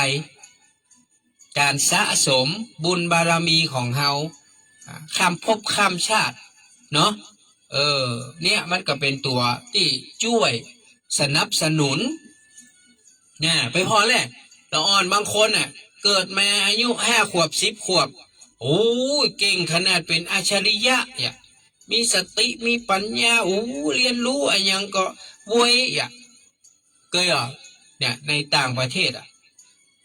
อายุแค่10 ขวบ10 ปลายยังมาถึงสาวไปเป็นคนสอนคนบรรยายทำไมถึงเป็นอย่างนั้นเพราะว่าเขามีความรู้เดิมในอดีตชาติมันติดมาการประพฤติปฏิบัติเหมือนกันท่านผู้ฟังก็ การปฏิบัติของเฮาเหมือนกันถ้าในอดีตชาติท่านเคยปฏิบัติเคยบำเพ็ญมานะยกตัวอย่างเช่นท่านเคยฝึกหัดปฏิบัติกรรมฐานมาจะเป็นสมถะวิปัสสนาก็แล้วแต่เถอะถ้าท่านเคยปฏิบัติมาแล้วท่านตายลงไปมันติดอยู่ในจิตวิญญาณของท่านนั่นแหละตัวที่มันมาเกิดคือจิตวิญญาณจิตวิญญาณน่ะดวงนั่นแหละที่มันมาเกิดนะถ้าเป็นในอภิธรรมก็ว่ามีตะไดก็21ดวงอีกมันจะมีจิตนั้น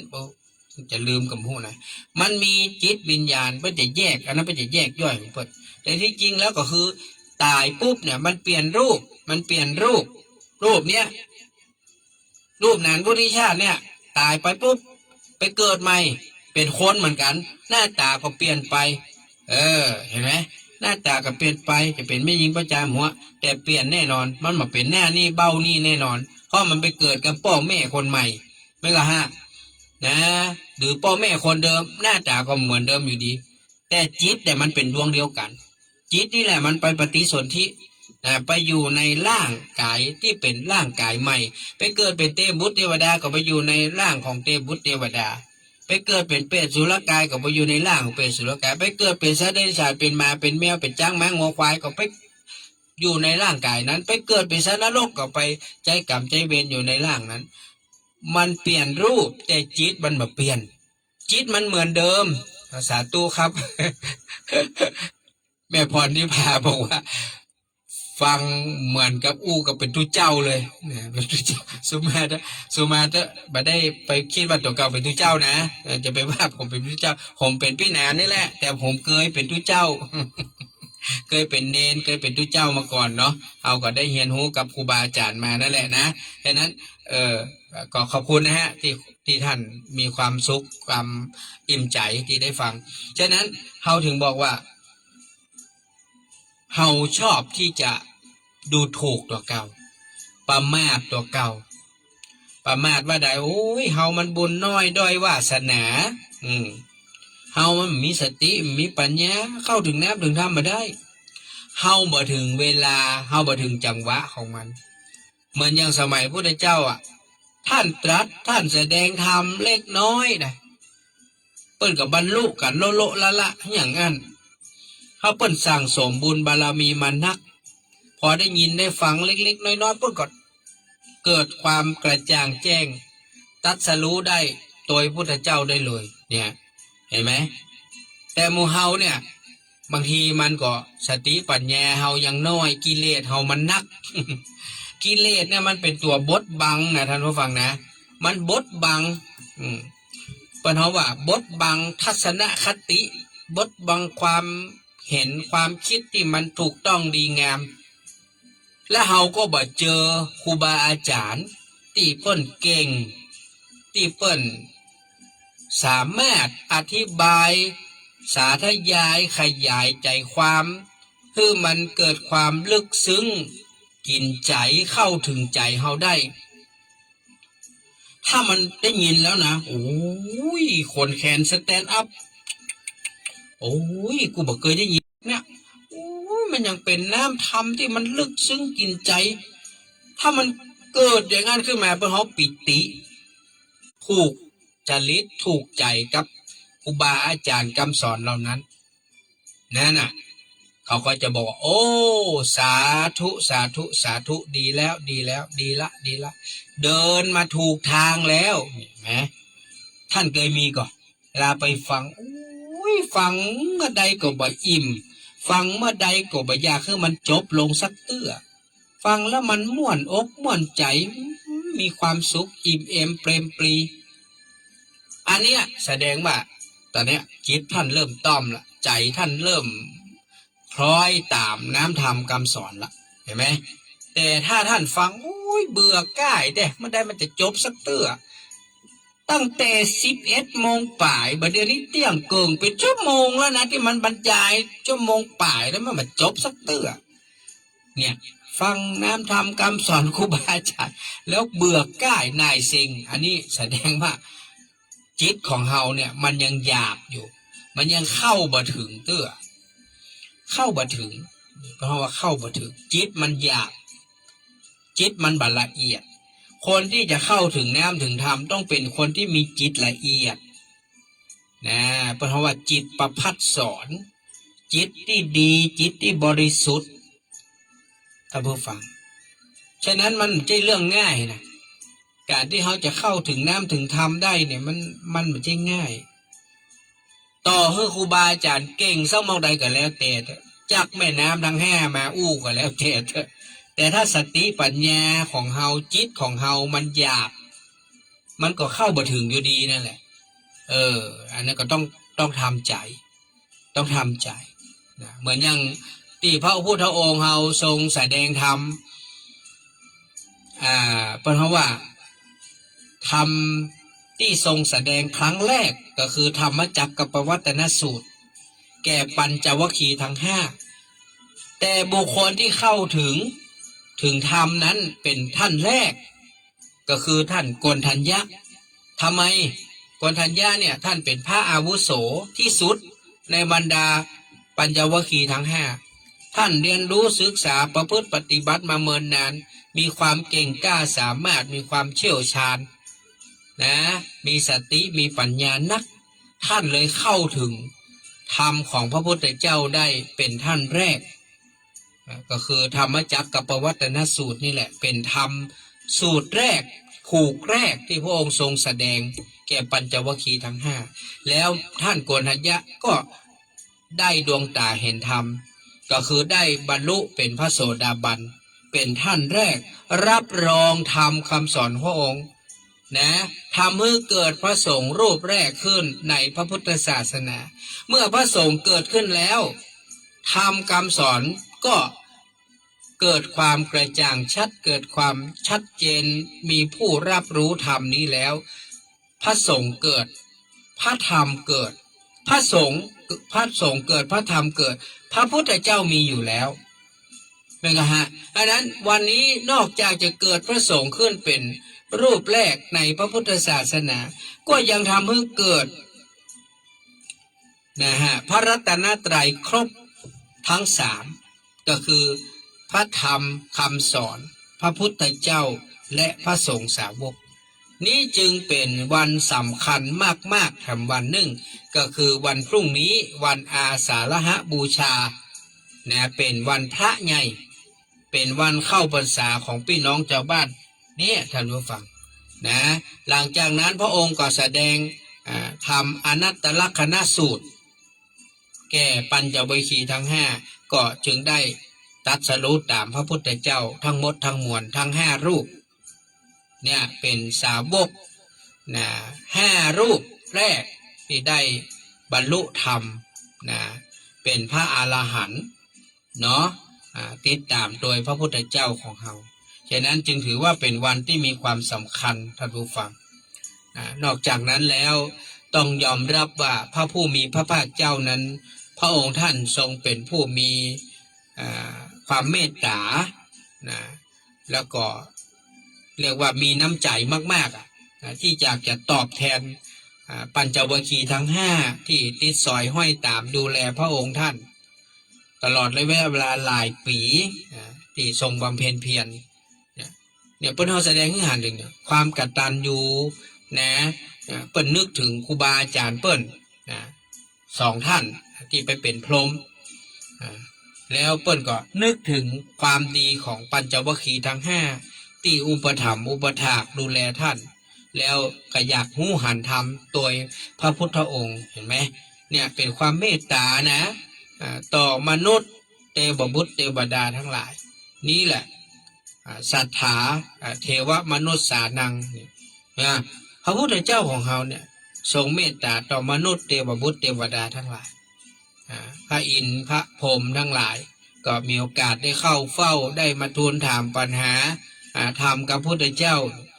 พุทธเจ้านี่ไม่ใช่ว่าอยู่บ่ได้เนอะภารกิจนักท่านผู้ฟังตั้งแต่เมื่อเจ้าทรงได้ตรวจดูสัตว์โลกว่ามีไข่เข้ามาในข่ายพยานองค์ก็จะเสด็จออกไปโปรดในช่วงการบิณฑบาตก็เสด็จไปแสดงธรรมโปรดคนเหล่านั้นเพื่อได้เข้าถึงน้ำถึงธรรม กลับมาฉันข้าวฉันอาหารพักผ่อนเล็กน้อยท่านก็มีภารกิจเหรอนะก็ต้องฮือกรรมฐานฮือกรรมสอนฮือกรรมฐานนะสอนศีลสอนธรรมฮือพระสงฆ์ทั้งหลายมากับมีญาติโยมมาหลังจากนั้นพระองค์ท่านก็ได้มีโอกาสมีเวลาในช่วงเมื่อค่ำยามคืนเปิดโอกาสให้เทพบุตรเทวดาพระอินทร์พระพรหมมาเข้าเฝ้าทูลถามปัญหากว่าจะได้นอนปูนตีหนึ่งนะเที่ยงคืนตีหนึ่งนะตื่นตีสี่นะพุทธองค์นี่นะนอนแค่4 ชั่วโมงเองนะประมาณเที่ยงคืนไปถึงตีสี่วันละ4 ชั่วโมงท่านรู้ฟังนอกนั้นทำงานภารกิจมากมายตลอดพระชนชีพ45 ปี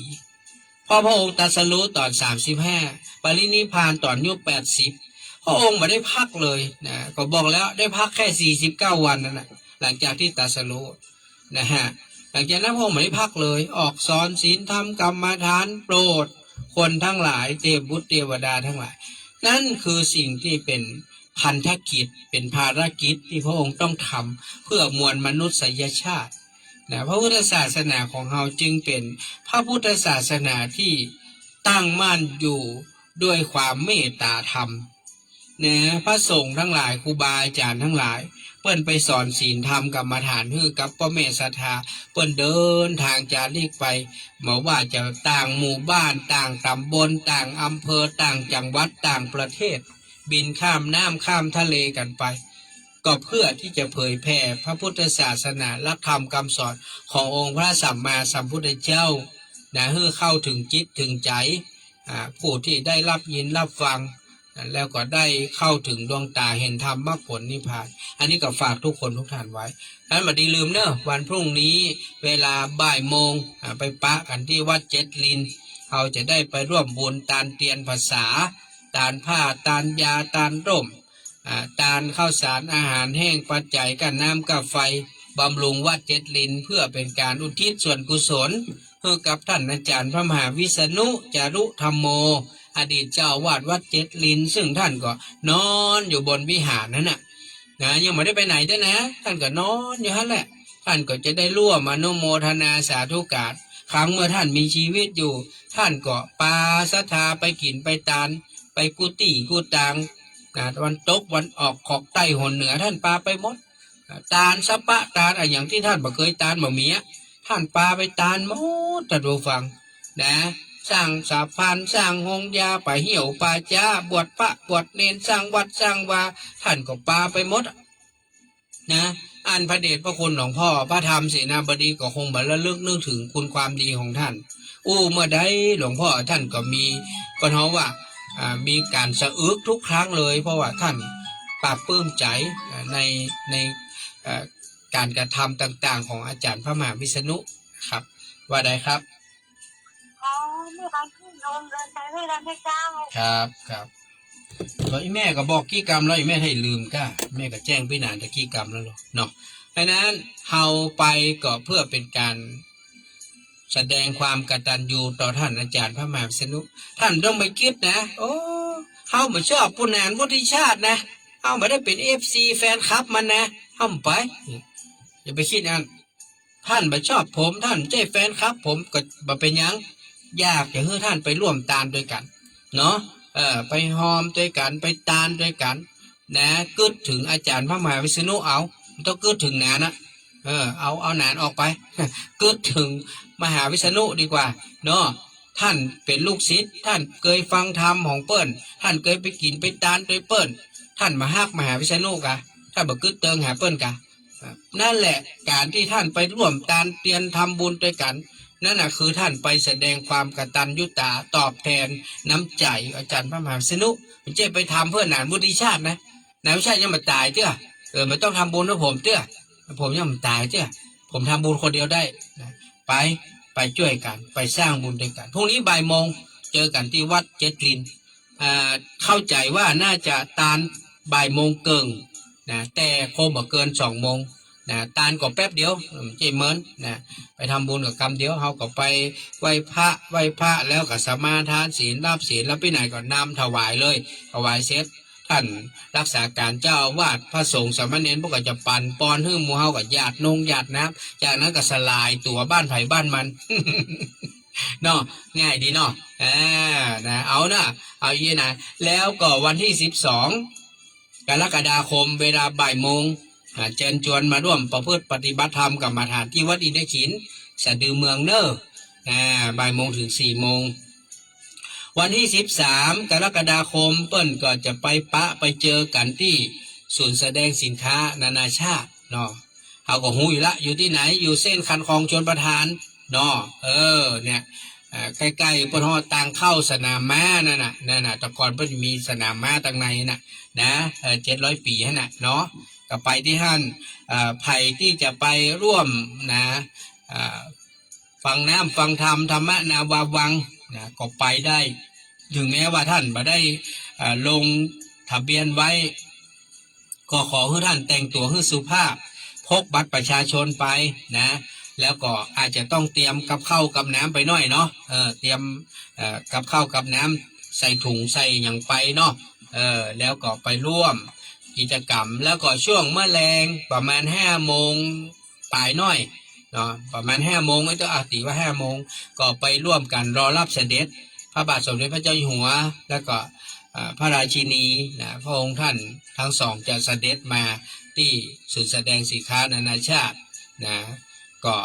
คงจะได้มาปิดงานนั่นแหละเนาะก็เชิญชวนทุกท่านไปร่วมรอเข้าเฝ้ารับเสด็จเด้ออันนี้ก็เป็นความเพราะว่าเป็นการเชิญชวนโดยพระเดชพระคุณหลวงพ่อพระธรรมเสนาบดีเจ้าคณะภาค7ท่านเมตตาเชิญชวนศรัทธาสาธุชนเด้อไปกันนักไปกันหลายๆพระเดชพระคุณหลวงพ่อบอกว่าขอให้เอิญตัวเนอเอิญศรัทธาญาติโยมขึ้น96เนี่ยนะแฟนคลับ FC ทุกๆรายการเนอเชิญชวนทุกท่านไปร่วมเข้าเฝ้ารับเสด็จทั้ง2 พระองค์ที่ศูนย์แสดงสินค้านานาชาติจังหวัดเชียงใหม่อันนี้ก็ฝากทุกท่านแล้วก็เรื่องของการทำบุญของหมู่เฮาก็มีเรื่องการทำบุญตานกระเบื้องมุงหลังคาศาลาวิหารพระเจ้าทันใจวัดอินทขินแผ่นละ20 บาทนี่ท่านก็สามารถมาร่วมบุญได้ใครที่มาได้ก็อยากจะให้มาเขียนชื่อติดกระเบื้องคนเดียวเขียนชื่อจอมสตางค์แผ่น20 บาทเนาะหรือท่านมาได้มาฝากพี่นันก็ได้เดี๋ยวพี่นันจะจัดจะพิมพ์จะเอาไปติดไปแปะให้อันนี้แล้วเราจะตานผ้าป่ากันในวันเสาร์ที่9 สิงหาคมเดือนหน้านะครับท่านอาจารย์เจ้าคุณดร.ที่ถ้าเปิ้นมาติดภารกิจที่ไหนเปิ้นจะมาฮับผ้าป่าให้ก็ร่วมกันสร้างวิหารสร้างหลังคามุงหลังคาวิหารพระเจ้าทันใจก็ขอบคุณทุกท่านนะครับวันพรุ่งนี้บ่ได้ไปท่านติดส่งน้ำพระธาตุวัดป่าเป้าสาธุบอกเป็นยังครับท่านอาจารย์สุริยันไม่ได้มาแต่พระครูเสด็จตึงมาอยู่ละเนาะฉะนั้นก็พรุ่งนี้เอาปะกันวันนี้ก็คงจะได้น้อมนำรายการจากลาท่านผู้ฟังไปก่อนเด้อขอบคุณอนุโมทนาบุญทุกท่านนะครับที่ติดตามรับฟังรายการฟังสบายสไตล์วิชาและรายการคุยทำต่อกันมาเลยเนาะตั้งแต่11 โมงจนถึงกระทั่งตอนนี้พี่นานก็ยังบ่ได้กินข้าวน้ำข้าวตอนเลยนะวันนี้นะเพราะว่าข้าวยาวลวดเลยนะจะได้ก็ขอบคุณนะฮะอนุโมทนาบุญกับทุกคนทุกท่านเนอะที่ได้ติดตามกันมาโดยตลอดเดี๋ยวผมจะมีธรรมะของอาจารย์เจ้าคุณดร.อาทิตย์ปิดท้ายให้ทุกท่านนะครับจนครบเวลา 12 นาฬิกาเนาะไปพระสวดมนต์ฟังธรรมภาวนาว่าไดครับคือทำบ่อยๆทำเจือฮัลโหลครับอย่าไปทำแบบทิ้ง